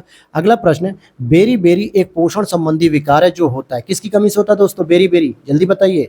तो ये थायमीन की कमी से होता है। किसकी कमी से होता है? थायमीन। और थायमीन की कमी से होता है, जो कि विटामिन B2 कहलाती है, और इसको हम राइबोफ्लेविन कहते हैं, ठीक है। सॉरी, थायमीन तो विटामिन B1 के नाम से होती है ना दोस्तों, B1 के। चलिए, और जो रिबोफ्लेविन है इसको हम लोग जो है कि B2 कहते हैं। अगला प्रश्न है यहाँ पे, कोई नहीं, जल्दी जल्दी प्रश्न में थोड़ा सा कंफ्यूजन हो जाता है। कौन सा एक सही सुमेलित है? लेकिन मैं ये वादा कर रहा हूँ कि ध्येय IAS का टेस्ट पेपर काफ़ी अच्छा है, यहाँ से प्रश्न फंसने के चांसेस ज़्यादा रहेंगे, और उतने ही अच्छे लेवल पर हम लोग डिस्कस भी कर रहे हैं। आपको भी ये चीज़ समझ में आ रही होगी, कोटा पूर्ति नहीं हो रही है बिल्कुल भी। राष्ट्रीय मानसिक विकलांग संस्थान सिकंदराबाद, राष्ट्रीय दृष्टिहीन संस्थान देहरादून, राष्ट्रीय अस्थि रोग विकलांग संस्थान कोलकाता। तो इसमें से कौन सा सही सुमेलित है, ये पूछा जा रहा है। तो ये तीनों ही सही सुमेलित है, तीनों ही ऑप्शन सही दिए हुए हैं। अगला प्रश्न है आपका 74, यहाँ पर पूछा जा रहा है, Delhi college, Mayo college, Hindu college, इनकी स्थापना का क्रम बताना है आपको। तो दिल्ली कॉलेज की स्थापना कब हुई मेरे दोस्तों? ये हुई थी आपको 1824 में। मेयो कॉलेज जो कि राजा राम मोहन राय जी के द्वारा की गई थी 1817 में। और हिंदू कॉलेज भी इन्हीं के द्वारा खोला गया था। सॉरी, थोड़ा सा गलत हो गया, ये मेयो कॉलेज नहीं था, वो हेयर कॉलेज था। ये हिंदू कॉलेज की मैं बात कर रहा था, ये 1817 में था। और मेयो कॉलेज जो कि अजमेर में खोला गया था 1875 में। तो इस हिसाब से आप देखेंगे तो 3 1 2 3 1 2 ये ऑप्शन हो जाएगा बी। अगला प्रश्न है, अमलैंड। अमलैंड क्या होता है भाई, पता है किसी को? अमलैंड शब्द का अर्थ नगर का प्रतिवेशी यानी आसपास का क्षेत्र होता है, जो नगर के आसपास के क्षेत्र होता है, टाउन जिसे हम कहते हैं। अमलैंड को हिंटनर लैंड भी कहते हैं, हिंटरलैंड भी कहा जाता है। तो ये प्रश्न थोड़ा मेरे लिए भी अटपटा टाइप का है, खैर इसका उत्तर 75 का सी हो जाएगा। अगले प्रश्न को देखते हैं 76 को, सिलिकॉन एक अर्धचालक है? तो भाई सिलिकॉन हो गया, जर्मेनियम हो गया, ये सब क्या होते हैं? ये सब अर्धचालक ही तो होते हैं। सिलिकॉन की वैद्युत चालकता अचालकों की अपेक्षा बहुत अधिक, परंतु चालकों की अपेक्षा बहुत कम होती है, यानी कि बीच का काम करते हैं, इसलिए कुचालक और सुचालक के बीच होते हैं। तो ए ऑप्शन यहाँ पे सही हो जाएगा, ठीक है। 76 का ए, दोनों बातें यहाँ पे सही थी। अगला प्रश्न है, महासागर का वह क्षेत्र जहाँ गहराई के साथ साथ लवणता तीव्र गति से बढ़ती है, तो ये क्षेत्र क्या कहलाता है? हेलोक्लाइन कहलाता है। जैसे जैसे आप महासागर में नीचे उतरेंगे वैसे वैसे वहाँ पे लवणता भी बढ़ती जाएगी, और इसे हम हेलोक्लाइन भी कहते हैं। अगला प्रश्न है 78, क्वेश्चन नंबर 78 है, निम्नलिखित में से कौन एक बम्बई त्रिमूर्ति के रूप में नहीं जाने जाते हैं, जो बम्बई से संबंधित थे लेकिन वो त्रिमूर्ति में शामिल नहीं थे। तो आप देखेंगे यहाँ पे कि फिरोज शाह मेहता, केटी तेलंग और बदरुद्दीन तैयब, इनको त्रिमूर्ति कहा जाता है, जबकि गोपाल देशमुख जो कि जीडी देशमुख है, इनको नहीं कहा जाता है। और ऐसा क्यों? क्योंकि इन तीनों ने मिलकर, किसने किसने, फिरोज शाह मेहता, केटी तेलंग, बदरुद्दीन तैयब, इन्होंने मिलकर 1885 में बॉम्बे प्रेसिडेंसी एसोसिएशन, बीपीए मैं कह रहा हूँ, इनकी स्थापना की थी और इसीलिए इनको त्रिमूर्ति भी कहा जाता है, बम्बई त्रिमूर्ति। अगला प्रश्न है, निम्नलिखित में से कौन सा एक सही सुमेलित नहीं है? चारागाह या हिल स्टेशन और अवस्थिति। बन्नी चारागाह, बाग्याल, खज्जियार, पहलगाम। तो यहाँ पे कौन सा गलत है? खज्जियार, क्योंकि ये सिक्किम में स्थित नहीं है, बल्कि ये कहाँ पे देखने को मिलेगा? हिमाचल प्रदेश में मिलेगा। बाकी बन्नी चारागाह गुजरात में, बाग्याल उत्तराखंड में और पहलगाम जम्मू कश्मीर में। कई बार मूवी में आपने पहलगाम का नाम भी सुना होगा। सोडियम धातु को केरोसिन तेल में सुरक्षित रखा जाता है। सोडियम वायु में बहुत अधिक क्रियाशील हो जाता है। यह बात बिल्कुल सही है। मिट्टी के तेल, जिसको हम लोग पहले मिट्टी का तेल कहते थे, केरोसिन ऑयल, उसमें ही सोडियम को रखा जाता ताकि वो जल्दी से उड़े ना। अब अगला प्रश्न है 81, राष्ट्रीय पादप आनुवंशिक संस्थान जो आनुवंशिक संसाधन ब्यूरो, ये कहाँ पर स्थित है? नई दिल्ली, बेंगलुरु या कहाँ पर? तो ये नई दिल्ली में स्थित है। ए ऑप्शन इस करेक्ट हो जाएगा। अगला प्रश्न है, भारत में तेल और प्राकृतिक गैस की खोज एवं विकास को आगे बढ़ाने के लिए किस वर्ष तेल और प्राकृतिक गैस आयोग की स्थापना की गई? यानी ONGC की बात कर रहा है, ऑयल नेचुरल गैस कमीशन की बात कर रहा है। तो इसकी जो स्थापना थी दोस्तों, ये 1956 में की गई थी। कब की गई थी? 1956 में की गई थी। अगले प्रश्न को देखते हैं 83, निम्नलिखित में से कौन सा एक सही सुमेलित है? रचना है और लेखक। तबकात अकबरी, तारीख यामिनी, तारीख फिरोजशाही, ये तीनों ही सुमेलित है। तो देख लिया जाए तो आप देखोगे तबकात अकबरी निजामुद्दीन के द्वारा लिखी गई है और तारीख यामिनी अल उतबी या उतबी के द्वारा, ये मैंने पहले ही प्रश्न में बता दिया। दूसरे या तीसरे प्रश्न में तारीख फिरोजशाही या जियाउद्दीन बर्नी के द्वारा लिखी गई। तो तीनों ही स्टेटमेंट यहाँ पर सही हो जाएंगे। अगले प्रश्न को देखते हैं, धन विधेयक केवल लोकसभा में ही प्रस्तावित किया था। यह बात बिल्कुल सही है, क्योंकि धन विधेयक है और आर्टिकल 110 के अंतर्गत इसकी बात की जाती है। फिर देखते हैं, संविधान का अनुच्छेद 109(1) यह निर्धारित करता है कि धन विधेयक राज्यसभा में पुनः स्थापित नहीं किया जा सकता है। तो ये दोनों ही बातें सही है, इसीलिए राज्यसभा में इसको नहीं रखा जाता है। अगला प्रश्न है, मैरियाना या चैलेंजर सर्वाधिक गहरी महासागरीय गर्त है और यह प्रशांत महासागर में स्थित है क्या? तो ये दोनों ही बातें सही है। मैरियाना गर्त, जिसकी कितनी लंबाई है, मतलब कितनी गहराई है? 11 किलोमीटर की गहराई है लगभग। तो ये प्रशांत महासागर में स्थित है। अगला प्रश्न है यहाँ पे, शाहजहां द्वारा ईरानी फारसी पद्य शैली के किस कवि को राजकवि नियुक्त किया गया? तो इसका सही उत्तर हो जाएगा आपको कलीम, क्योंकि ऐसे भी अजीबोगरीब प्रश्न आ जाते हैं। तो कलीम को जो है कि कहा जाता है। हालांकि शाहजहां के जो काल थे, इसको हम लोग स्थापत्य काल का, मतलब स्थापत्य कला का स्वर्ण युग कहा जाता है, गोल्डन पीरियड कहा जाता है इसको, जो है कि आर्किटेक्चर का। तो आप कह सकते हो गोल्डन एज ऑफ आर्किटेक्चर भी कहलाता है शाहजहां के समय को। और अगला प्रश्न देखेंगे आप 87 की बात करेंगे। क्वेश्चन नंबर 87 है दोस्तों, वायुमंडलीय दृष्टि भ्रम मरीचिका की व्याख्या किस एक सिद्धांत के आधार पर की जाती है? तो ये होता है प्रकाश का पूर्ण आंतरिक परावर्तन। ये जो व्याख्या कर रहा हूँ मैं, जो मृग मरीचिका होती है, अक्सर आपने देखा होगा कि जब आप रोड पर जा रहे होते हैं बाइक लेकर या 4 व्हीलर लेकर, तो आपको कुछ दूर पे, जैसे मान लीजिए यहाँ आपकी गाड़ी है, ठीक है, तो आपको कुछ दूर पे ऐसा लगेगा कि रोड पे पानी भरा हुआ, और जैसे जैसे हम वहाँ तक नज़दीक पहुँचते तो वहाँ पानी नहीं दिखता है, फिर आगे कुछ दूर पे और दिखता है पानी। तो ऐसा हुआ होगा आप लोगों के साथ, जब गाड़ी चला रहे होंगे या गाड़ी में बैठे भी होंगे रोड पे, तो ऐसा लगे कि कुछ दूर पे पानी भरा हुआ रोड पे, वो पानी की तरह चमकता है। तो लेकिन ऐसा होता नहीं, वो भ्रम पैदा करता है। और यही प्रकाश का पूर्ण आंतरिक परावर्तन, जिसको हम लोग कहते हैं टोटल इंटरनल रिफ्लेक्शन, TIR, इसके बेस पे होता है ये। अगला प्रश्न है, प्रकाश के रंग का निर्धारण उसकी तरंग दैर्ध्य से होता है। पराश्रव्य ध्वनियों की आवृत्ति 20,000 हर्ट्ज से अधिक होती है। ऊर्ध्वपातन की प्रक्रिया द्वारा मिट्टी के घड़े में जल ठंडा रहता है। कौन सी बातें सही है? तो केवल पहला और दूसरा ही सही है, क्योंकि ऊर्ध्वपातन की क्रिया से मिट्टी के जो घड़े का जो जल है वो इसकी वजह से नहीं, बल्कि वाष्पीकरण की वजह से। क्योंकि वाष्पीकरण की वजह से क्या होता है, जो मिट्टी के ऊपर जो पानी के बूंद आ जाती है, वो पानी को एब्जॉर्व करके ऊपर ले जाती है, जिससे पानी का तापमान गिर जाता है और वो ठंडा हो जाता है। बाकी पहले और दूसरे सही स्टेटमेंट है। अगला प्रश्न है, जनसंख्या के पिरामिड में कौन सा समूह है जो कार्यशील जनसंख्या कहलाता है? तो ये सामान्यतः 15 से 64 होता है, 15 से 45 होता है। तो 15 से 64 वर्ष की जो आयु होती है उसे हम लोग कार्यशील जनसंख्या भी कहते हैं, या कहीं कहीं पे आपको 15 से 59 तक का भी दिखता है, जिसको डेमोग्राफिक डिविडेंड कहते हैं। लाइकेन के बारे में बात करेंगे, ये वायु प्रदूषण के जैव सूचक है, बिल्कुल सही बात है। यह नगरों के समीप नहीं पाए जाते, यह भी सही बात है, क्योंकि नगरों के समीप ये नहीं पाए जा सकते। ये खुली चट्टानों के समीप पाए जाते हैं, प्रकृति में पाए जाते हैं। नगरों के पास तो बहुत सारा प्रदूषण होता है, इसलिए वहाँ नहीं देखने को नहीं मिलते हैं। तो सी ऑप्शन हो जाएगा 1 और 2। अगला प्रश्न है, लोकसभा द्वारा धन विधेयक को राज्यसभा द्वारा अधिकतम कितना रोका जा सकता है? लोकसभा ने अगर पारित कर रखा तो राज्यसभा कितने दिन रोकेगी? मात्र 14 दिन रोक पाएगी, उससे ज़्यादा वो उसे नहीं रोक सकती है। अगले प्रश्न को देखते हैं। क्वेश्चन नंबर आपका आएगा 92। जैव मंडलीय पारिस्थितिकी तंत्र में ऊर्जा का प्रवाह एक दिशी होता है, बिल्कुल सही बात है। इसी को हम 10% ऊर्जा का नियम भी कहते हैं। ऊर्जा का प्रवाह अजैविक प्रणाली से जैविक प्रणाली की दिशा में होता है। क्या यह बात सही है? बिल्कुल सही बात है, क्योंकि अजैविक प्रणाली में जो हम प्रकाश को ग्रहण करते हैं, जो हम पोषण लेते हैं मृदा से, या जो हम जल लेते हैं, या हम जो कार्बन डाइऑक्साइड यूज करते हैं, मतलब ये सभी क्रियाएं पादप के द्वारा यूज की जाती हैं और वो यहाँ से भोजन बनाते हैं। और फिर भोजन बनाने के बाद शाकाहारी, मांसाहारी, सर्वाहारी के पास धीरे धीरे ऊर्जा का ट्रांसफर होता है और 10% का नियम ही कहलाता है ये। अगला प्रश्न है, निम्नलिखित कथनों पर विचार कीजिए। शेख निजामुद्दीन औलिया चिश्ती संप्रदाय के प्रमुख सूफी संतों में से एक थे, तो बिल्कुल सही बात हो जाएगी ये। इनका जन्म बदायूं में हुआ था, यह भी सही है। और साथ ही साथ महबूब ए इलाही भी कहा जाता है इनको। तीनों ही बातें सही हैं, तो डी ऑप्शन इज करेक्ट हो जाएगा। अगला प्रश्न है यहाँ पे, निम्नलिखित जनजातियों में से कौन सी एक अंडमान एवं निकोबार द्वीप समूह की मूल निवासी नहीं है? मैंने इंडियन ज्योग्राफी के जो इंपॉर्टेंट टॉपिक डिस्कस किए थे कि आरओ के लिए, तो उसमें मैंने आपको बताया भी था कि जनजातियों से लगभग 3 से 4 बार प्रश्न पूछा गया प्रीलिम्स और मेंस में।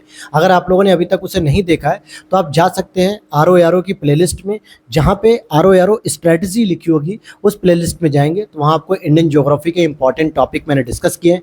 साथ ही साथ मैं डिस्कस करूँगा वर्ल्ड ज्योग्राफी के, तो वो भी जरूर देख लीजिएगा। तो यहाँ पे पूछा जा रहा है, तो देखिए रेंगमा जो है कि वहाँ की जनजाति नहीं है। रेंगमा कहाँ की जनजाति है?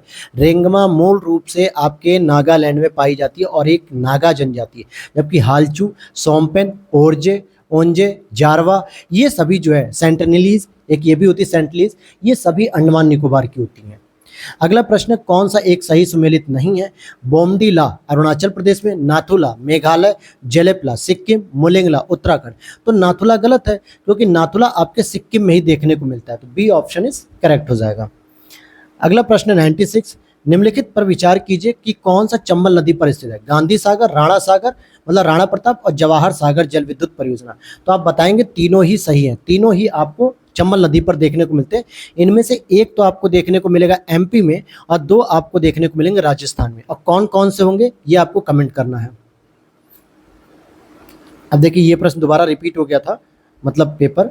अब चलते हैं अगले प्रश्न की ओर। 97 प्रश्न को देखेंगे। निम्नलिखित में से किस धातु का प्रयोग धब्बा रहित स्टील बनाने हेतु लोहे के साथ किया जाता है? तो धब्बा रहित जब स्टील बनाया था तो उसके लिए हम क्रोमियम का प्रयोग करते लोहे के साथ, तब जो है कि वो हमारा स्टेनलेस स्टील इसको हम कहते हैं। कैसा स्टील कहते हैं? स्टेन। स्टेन मतलब क्या होता है? गंदगी, और लेस मतलब होता है रहित, तो गंदगी रहित या स्पॉटलेस स्टेनलेस स्टील भी हम इसको कह देते हैं। ठीक है, स्पॉटलेस स्टेनलेस स्टील, तो क्रोमियम मिलाते हैं।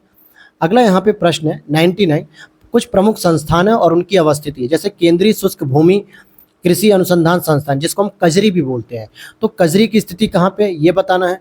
राष्ट्रीय कृषि विपणन, central food technology research institute और सस्य वानिकी का राष्ट्रीय शोध केंद्र।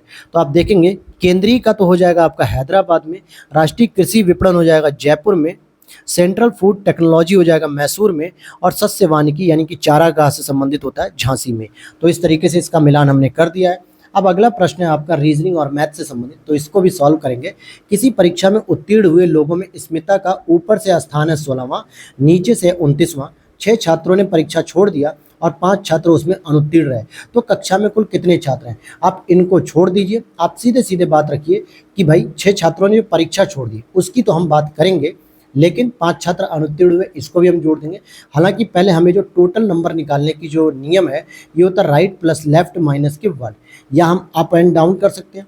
तो इसकी 2 पोजीशन दी हुई है, 16 प्लस 29 और माइनस के 1, तो कितना हो जाएगा दोस्तों? इसको जरा आप लोग जोड़ पा रहे हो तो बताइए। तो ये हो जाएगा आपका 16 और 29 हो जाएगा 45, माइनस के 1 हो जाएगा माइनस के 1, तो ये हो गई 44। तो टोटल बच्चे 44 थे, लेकिन ये उत्तीर्ण हुए लोग थे, जिसमें 6 बच्चों ने परीक्षा छोड़ दी, यानी कि 50 हो गए 6 जोड़ते ही, और 50 के साथ 5 अनुत्तीर्ण भी थे, तो 55 हो गए, टोटल बच्चे हो गए 55। तो डी ऑप्शन इज करेक्ट। यहाँ समझ में आ गया होगा। अगला यहाँ पे एक रीजनिंग है, लुप्त पद की बात कर रहा है यहाँ पे, तो इसका भी आपको पैटर्न अपनाना है कि 4 का स्क्वायर, 2 का स्क्वायर, 1 का स्क्वायर, जब आप इसको जोड़ेंगे इन तीनों के स्क्वायर को तो 21 आएगा।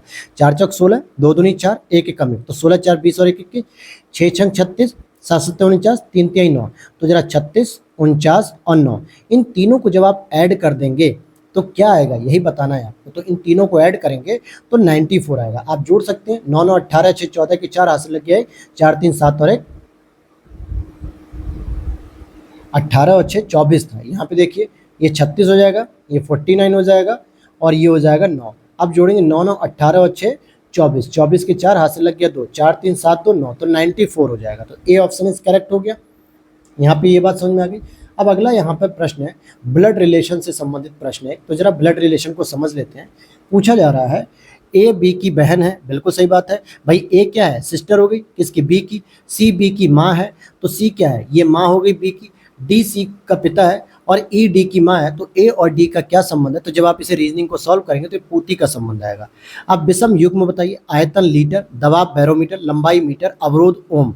अब यहाँ पर आपको देखना है कि दबाव को जो है कि हम बैरोमीटर में मापते हैं कि किस में मापते हैं, यही चीज़ आपको देखना है। देखिए लीटर आयतन में नापता है, मीटर में लंबाई नापी जाती है, ओम में प्रतिरोध नापा जाता है, जबकि बैरोमीटर वायुमंडलीय दाब नापने का होता है, न कि दबाव। दबाव का कोई नहीं होता, दाब की जो इकाई होती है पास्कल होती है। तो बी ऑप्शन हो जाएगा। फिर अगला यहाँ पे प्रश्न है, बहुत आसान प्रश्न है। यह कह रहा है प्लस का अर्थ भाग, माइनस का अर्थ गुणा, गुणा का अर्थ प्लस और भाग का अर्थ माइनस। तो कुछ नहीं करना है, ये भाग की जगह आपको क्या लगा देना है, प्रश्न में क्या कह रहा है, भाग का अर्थ माइनस, तो यहाँ माइनस लगा दीजिए। और इस माइनस की जगह आपको क्या करना है, गुणा लगा देना है। और इस गुणा की जगह क्या कह रहा है, गुणा की जगह प्लस कह रहा है। और इस तरीके से प्लस की जगह क्या कह रहा है, भाग कह रहा है। तो बस अब यही नए वाले जो संकेत हमने लगाए हैं, इन संकेतों के साथ इन संख्याओं का मल्टीप्लिकेशन करेंगे तो माइनस के 32 उत्तर आएगा। कितना आएगा, माइनस के 32 उत्तर। अगला प्रश्न है 104, महासागर, प्रशांत महासागर, द्वीप।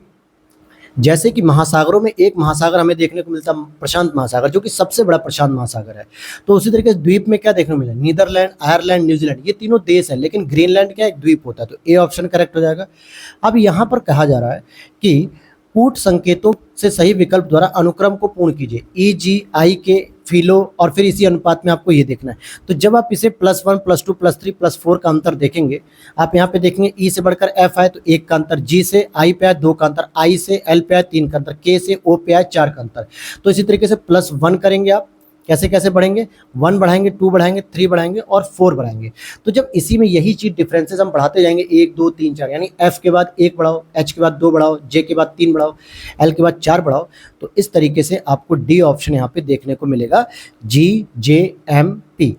अब इसी तरीके से आप देखेंगे कि क्वेश्चन नंबर 106 है कि लड़कों की एक पंक्ति में ए बाईं ओर से 10वें स्थान पे है और बी दाईं ओर से 9वें स्थान पे। जब दोनों आपस में स्थान बदल लेते हैं तो ए बाईं ओर से 15वें पे होता है, तो पंक्ति में कुल कितने बच्चे हैं। तो इसका भी एक प्रश्न का ट्रिक होता है, जो कि हम नेक्स्ट पेपर में सॉल्व कर देंगे डिटेल से। तो यहाँ पर उत्तर हो जाएगा 23। और 107 नंबर का दो संख्याएं इस प्रकार हैं कि उनके योग और अंतर और गुणनफल कितना है, 5:1:18 में है, तो उनके वर्गों का अंतर पूछा जा रहा है। तो ये भी बस हम आपको डायरेक्ट ही यहाँ पर बताएंगे कि 45 इसका आंसर हो जाएगा। अब यहाँ पर हम चलते हैं अगले प्रश्न की ओर। अब आते हैं, यदि एक वृत्त की त्रिज्या में वृद्धि इस प्रकार होती है कि उसकी परिधि में 10% की वृद्धि हो जाती है, तो वृत्त का क्षेत्रफल कितना प्रतिशत बढ़ेगा। तो क्या वृत्त का क्षेत्रफल बढ़ेगा, 21% बढ़ जाएगा। कितना, 21%। अगला प्रश्न है, 11 से 50 के बीच में कितनी संख्याएं जो 7 से विभाजित है परंतु 3 से विभाजित नहीं है। तो सिंपल सी बात है, आप 7 का पहाड़ा पढ़ लीजिए। 7 एकम 7 होता है, 7 दूनी 14, 7 तियां 21, 7 चौक 28, 7 पंजे 35 और 7 छंग 42 और 7 सत्ते 49, क्योंकि आपको 50 और 11 के बीच में ही लेना है, तो हमने इतना ही तो लिया, 7 को भी हटा दिया। अब इसमें देख लो कौन सी 3 से विभाजित हो रही है, जो 3 से विभाजित हो रही है उसे छोड़ देना है, क्योंकि कह रहा 3 से विभाजित वाले को हमें काउंट नहीं करना है।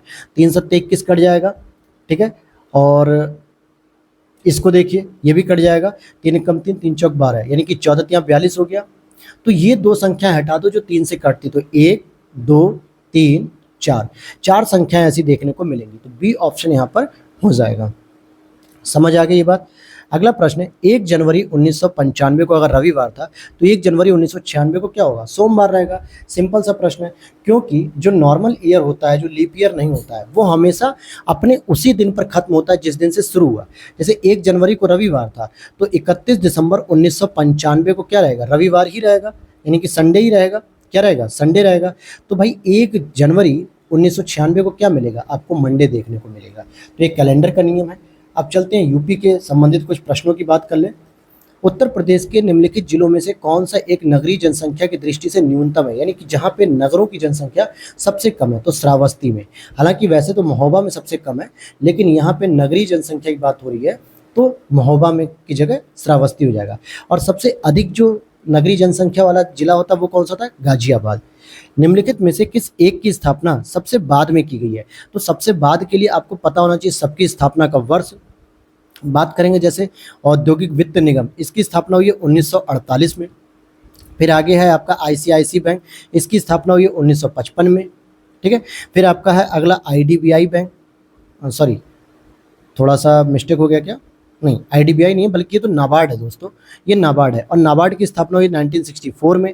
औद्योगिक विकास यानी ये है आपका आईडीबीआई जो 1982। तो सही उत्तर क्या हो जाएगा? डी हो जाएगा, भारतीय औद्योगिक विकास बैंक। ये जो है कि सही उत्तर हो जाएगा। 1982 में सबसे बाद में यही स्थापित हुआ है। अगला प्रश्न है एग मार्क। इको मार्क नहीं, एग मार्क अर्थात कि एग्रीकल्चर मार्केटिंग से संबंधित है, यानी एग्रीकल्चर के जो प्रोडक्ट होते हैं तो विपणन और निरीक्षण निदेशालय द्वारा यह जारी किया जाता है। किस संस्था द्वारा जारी किया जाता है? तो निरीक्षण और निदेशालय द्वारा।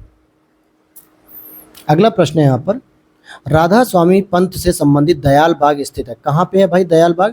तो ये आगरा में स्थित है और ये प्रश्न 2019 में पीसीएस में पूछा गया है।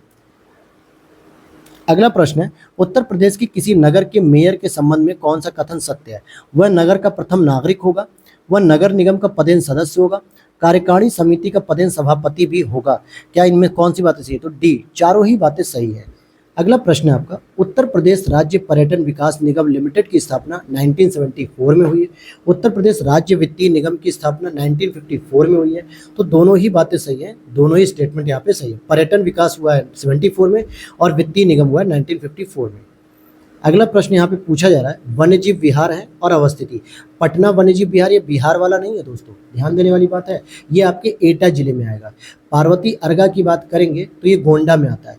चंद्रप्रभा की बात करेंगे तो चंदौली में। और ये रानीपुर, स्पेशली रानीपुर आता है चित्रकूट में, लेकिन यहाँ बांदा ऑप्शन दे रखा है। तो सभी मिलान मैंने कर दिए हैं। अगला प्रश्न है आपका, उत्तर प्रदेश का एकमात्र परमाणु संयंत्र नरौरा कहाँ पे स्थित है? खुर्जा के पास बुलंदशहर में आता है, बुलंदशहर में आता है ये। अगले प्रश्न को देखते हैं, क्वेश्चन नंबर 119 को हम देख लेते हैं। भुगतान संतुलन, अब इकोनॉमिक्स के भी प्रश्न शायद शुरू हो जाएंगे। भुगतान संतुलन में मौलिक असंतुलन आने की स्थिति मुद्रा का अवमूल्यन हो जाता है, इससे आयात महंगे हो जाते हैं और निर्यात सस्ते हो जाते हैं। तो यहाँ पे दोनों ही बातें सही दी हुई हैं, एक दूसरे की व्याख्या भी करेंगे। अगला प्रश्न है, उत्तर प्रदेश का कौन सा जिला गोखर पहाड़ पर चट्टानों को काटकर निर्मित 24 तीर्थंकरों की प्रतिमा हेतु विख्यात है? बहुत अच्छा प्रश्न है, Mahoba. A option is correct हो जाएगा। ठीक है। और श्रावस्ती की बात करें या कौशाम्बी, कौशाम्बी में घोषित राम विहार भी स्थित है। ये पूछा जाता है कई बार, इसलिए इसको मैं बता देता हूँ कि घोषित राम विहार जो है वो कई बार जो है कि इससे पूछा गया, ये कौशाम्बी से संबंधित है। अगला प्रश्न है, करंट अफेयर्स अब शुरू हो जाता है यहाँ पे। जनवरी 2023 में भारतीय मूल के किस महामारी रोग विशेषज्ञ को अमेरिका के रोग नियंत्रण रोकथाम केंद्र के प्रधान उपनिदेशक के रूप में नियुक्त किया गया है? तो इसके लिए सही उत्तर हो जाएगा आपका नीरव डी शाह। नीरव डी शाह, नीरव मोदी नहीं, नीरव डी शाह। अब यहाँ पर आगे देख लेते हैं हम लोग। अगला प्रश्न है, जनवरी 2023 में जम्मू कश्मीर राज्य में स्थित किस नदी पर बेली सस्पेंशन ब्रिज का उद्घाटन किया गया है? तो 122 का हो जाएगा बी, चिनाब नदी पर। और अगर आप लोग इसके लिए जो पूरे एक साल का करंट अफेयर्स पढ़ना चाहते हैं तो घटनासार वार्षिकी जो है कि मैंने अपलोड कर रखी है इसी साल की, जिसमें आप देखेंगे कि फरवरी 2023 से लेकर 15 अगस्त 2023 तक का पूरा लेटेस्ट करंट अफेयर्स है। मैंने national, international, economy, UP special चारों क्लासेस अपलोड कर रखी हैं और कल इसकी एक और क्लास आ जाएगी, तो आप लोग उसे भी प्लेलिस्ट में जाके चेकआउट कर सकते हैं।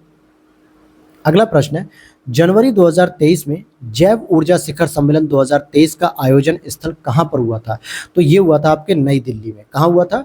नई दिल्ली में हुआ था। अगला देखते हैं, क्वेश्चन नंबर 124। बस खत्म ही होने वाला है, ज़्यादा बड़ी सीरीज नहीं होगी। अब देखिए क्वेश्चन 140 है, थोड़ा तो टाइम लगेगा हम लोगों को भी अच्छे से समझने में। जनवरी 2023 में किस भारतीय रेलवे स्टेशन को उच्चतम प्लैटिनम रेटिंग के साथ हरित रेलवे स्टेशन का प्रमाण पत्र प्रदान कर दिया गया? विशाखापत्तनम को, विशाखापत्तनम रेलवे स्टेशन को दिया गया है। अगला प्रश्न है, जनवरी 2023 में युवा पेशेवर योजना का प्रारंभ भारत के किस देश में, मतलब भारत एवं किस देश के माध्यम से किया गया? तो यूके के द्वारा युवा पेशेवर योजना एक शुरू की गई है, जिसमें 3000 डिग्री धारकों को एक दूसरे के देश में रहने और कार्य करने की अनुमति दी गई। हालांकि ये प्रोजेक्ट अभी पायलट प्रोजेक्ट के रूप में है, अगर ये सक्सेस हुआ तो आगे चल के इसकी संख्या वृद्धि की जाएगी। अगला है S20, G20 नहीं, S20 शिखर सम्मेलन के संबंध में निम्नलिखित कथन पे बात करें। जनवरी 2023 में इस शिखर सम्मेलन की प्रथम बैठक का आयोजन पुदुचेरी में हुआ और भारतीय विज्ञान संस्थान बेंगलुरु द्वारा इस सम्मेलन का आयोजन किया गया। 126 का C हो जाएगा। अभी जो S20 है दोस्तों, ये किससे संबंधित है? ये जितने भी, ध्यान देना कि जो S20 हैं ये आपके G20 शिखर सम्मेलन के साथ साथ देश भर में विज्ञान के विषय संबंधित चर्चा के लिए बुलाया गया था, जिसको हम साइंस 20 कह सकते हैं। जनवरी 2023 में जारी हेनले पासपोर्ट इंडेक्स 2023 में भारत का स्थान कौन सा है? तो भारत का स्थान 85वां है। फिर आगे पूछ रहा है, जनवरी 2023 में क्रिप हिपकिंस ने किस देश के 41वें प्रधानमंत्री के रूप में शपथ ग्रहण की है? तो ये न्यूजीलैंड है। और ये प्रश्न आपका यूपीपीसीएस 2023 में पूछ लिया गया, प्रीलिम्स में पूछा गया है, तो ये प्रश्न इंपॉर्टेंट है, आपका पूछा जा सकता है, याद रख लीजिएगा। फिर बाद में मत कहना कि सर आपने नहीं बताया। जनवरी 2023 में केंद्र सरकार द्वारा प्रारंभ की गई एकीकृत खाद्य सुरक्षा योजना का क्या नाम रखा गया है? तो इसका नाम रखा गया प्रधानमंत्री गरीब कल्याण अन्न योजना, प्रधानमंत्री गरीब कल्याण अन्न योजना। अगले प्रश्न की ओर चलते हैं। क्वेश्चन नंबर 130 को हम देखते हैं। यहाँ पूछा जा रहा है, जनवरी 2023 में मध्य पूर्व के किस देश ने अपना पहला चंद्र रोवर राशिद लॉन्च किया? तो राशिद किसका है? संयुक्त अरब अमीरात यानी यूएई का है ये, ठीक है। अगला प्रश्न है, जनवरी 2023 में प्रधानमंत्री नरेंद्र मोदी द्वारा 108वें भारतीय विज्ञान कांग्रेस का उद्घाटन कहाँ पर किया गया? नागपुर महाराष्ट्र में किया गया। फिर अगला प्रश्न है 132 नंबर पे पूछा जा रहा है, जनवरी 2023 में किस मंत्रालय के तत्वाधान में 17वें भारतीय प्रवासी सम्मेलन का आयोजन मध्य प्रदेश राज्य के इंदौर शहर में किया गया? 132वें का हो जाएगा विदेश मंत्रालय। क्या हो जाएगा? विदेश मंत्रालय। और अगला प्रश्न है आपका, जनवरी 2023 में आज़ादी के अमृत महोत्सव के उपलक्ष्य में राष्ट्रपति भवन के ऐतिहासिक मुगल गार्डन का नाम बदल दिया गया और अब क्या कर दिया गया? अमृत उद्यान कर दिया गया है। क्या कर दिया गया है? अमृत उद्यान कर दिया गया है। अगला प्रश्न है 134 नंबर, जनवरी 2023 में निम्नलिखित में से कौन सा एक यूरोपीय देश यूरो जोन अपनाने वाला 20वां देश हो गया है? तो इसका सही उत्तर हो जाएगा क्रोएशिया। क्या हो जाएगा? क्रोएशिया। अब जो है कि 20 देश हो चुके हैं जो यूरो जोन की मुद्रा को अपनाते हैं। जनवरी 2023 में निम्नलिखित में से किन दो देशों की सेनाओं के मध्य साइक्लोन 1 नामक संयुक्त प्रशिक्षण का अभ्यास किया गया? तो भारत और मिस्र। तो भारत और मिस्र के बीच में साइक्लोन का आयोजन किया गया। क्वेश्चन नंबर 136 है, जनवरी 2023 में विश्व की सबसे बड़ी अंतर्राष्ट्रीय पर्यटन प्रदर्शनियों में फितूर यानी कि फेरिया इंटरनेशनल डी टूरिज्मो का आयोजन कहाँ पर संपन्न किया गया? तो मैड्रिड स्पेन में। अब आगे देख लेते हैं अगला प्रश्न है, जनवरी 2023 में राष्ट्रीय युवा महोत्सव के संबंध में कथनों पर विचार कीजिए। महोत्सव का आयोजन 12 जनवरी को किया गया, जो कि राष्ट्रीय युवा दिवस के रूप में विवेकानंद जी के अवसर पर मनाया जाता है, जयंती के अवसर पर। इस महोत्सव का आयोजन स्थल हुबली कर्नाटक में था। इस महोत्सव की थीम थी विकसित युवा विकसित भारत, यानी विकसित युवा होगा तो विकसित भारत भी होगा। तो 137 का हो जाएगा आपका डी ऑप्शन। उपरोक्त तो सभी तीनों ही बातें सही हैं, तो याद रखना इस बार राष्ट्रीय युवा महोत्सव को। और अगला प्रश्न है आपका, जनवरी 2023 में कलवरी श्रेणी की किस पनडुब्बी को भारतीय नौसेना में सम्मिलित किया गया? तो भाई कलवरी श्रेणी की जो अभी शामिल की गई है इसे आईएनएस वागीर के रूप में जानते हैं, तो ए ऑप्शन इज करेक्ट हो जाएगा। अगला प्रश्न है आपका और सेकंड लास्ट प्रश्न होगा। और अगर अभी तक भी चैनल सब्सक्राइब नहीं किया दोस्तों, तो बस एक आखिरी रिक्वेस्ट है, फिर उसके बाद आपकी मर्जी है कि अगली क्लास के लिए नोटिफिकेशन आपको चाहिए कि नहीं चाहिए। जब सब्सक्राइब करेंगे तभी तो नोटिफिकेशन मिलेगा ना। निम्नलिखित में से कौन सा एक सही सुमेलित नहीं है? पुस्तकें हैं और लेखक, now you breathe, the girl in room 105, victory city, a promised land. तो यहाँ पर आप देखेंगे कि डी वाला गलत है, बाकी now you breathe Rakhi Kapoor, the girl in room 105 Chetan Bhagat, victory city Salman Rushdie ने लिखी, जबकि अ प्रॉमिस लैंड जो पुस्तक है ये मानसी गुलाटी की नहीं बल्कि बराक ओबामा की है, जो कि अमेरिकी प्रेसिडेंट रह चुके हैं। और यहाँ पे अब हम लास्ट क्वेश्चन को डिस्कस कर रहे हैं दोस्तों। जनवरी 2023 में देश के सबसे बड़े हॉकी स्टेडियम का उद्घाटन कहाँ किया गया? देश के सबसे बड़े हॉकी स्टेडियम की बात हो रही है, ये राउरकेला उड़ीसा में खोला गया है। ठीक है, अगर हम बात करें क्या नाम है इसका, और इसका जो नया नाम रख दिया गया है बिरसा मुंडा अंतर्राष्ट्रीय हॉकी स्टेडियम। क्या रखा गया है? बिरसा मुंडा अंतर्राष्ट्रीय हॉकी स्टेडियम। तो चलिए अब मिलते हैं अगले पेपर के साथ, और पीडीएफ के लिए आप लोग टेलीग्राम चैनल को ज्वाइन कर लीजिए, इसका लिंक हमने डिस्क्रिप्शन बॉक्स में लगा रखा है। साथ ही साथ चैनल को अभी तक भी सब्सक्राइब नहीं किया तो कर लीजिए, वरना आपकी मर्जी। अच्छी लगी वीडियो तो लाइक कर दिया करिए और शेयर कर लेना दोस्तों के साथ, ताकि उन्हें भी ये चीज़ें मिल सकें, वो भी ये चीज़ों को याद कर सके, तैयार कर सके। तो मिलते हैं नेक्स्ट वीडियो में। Thanks for watching.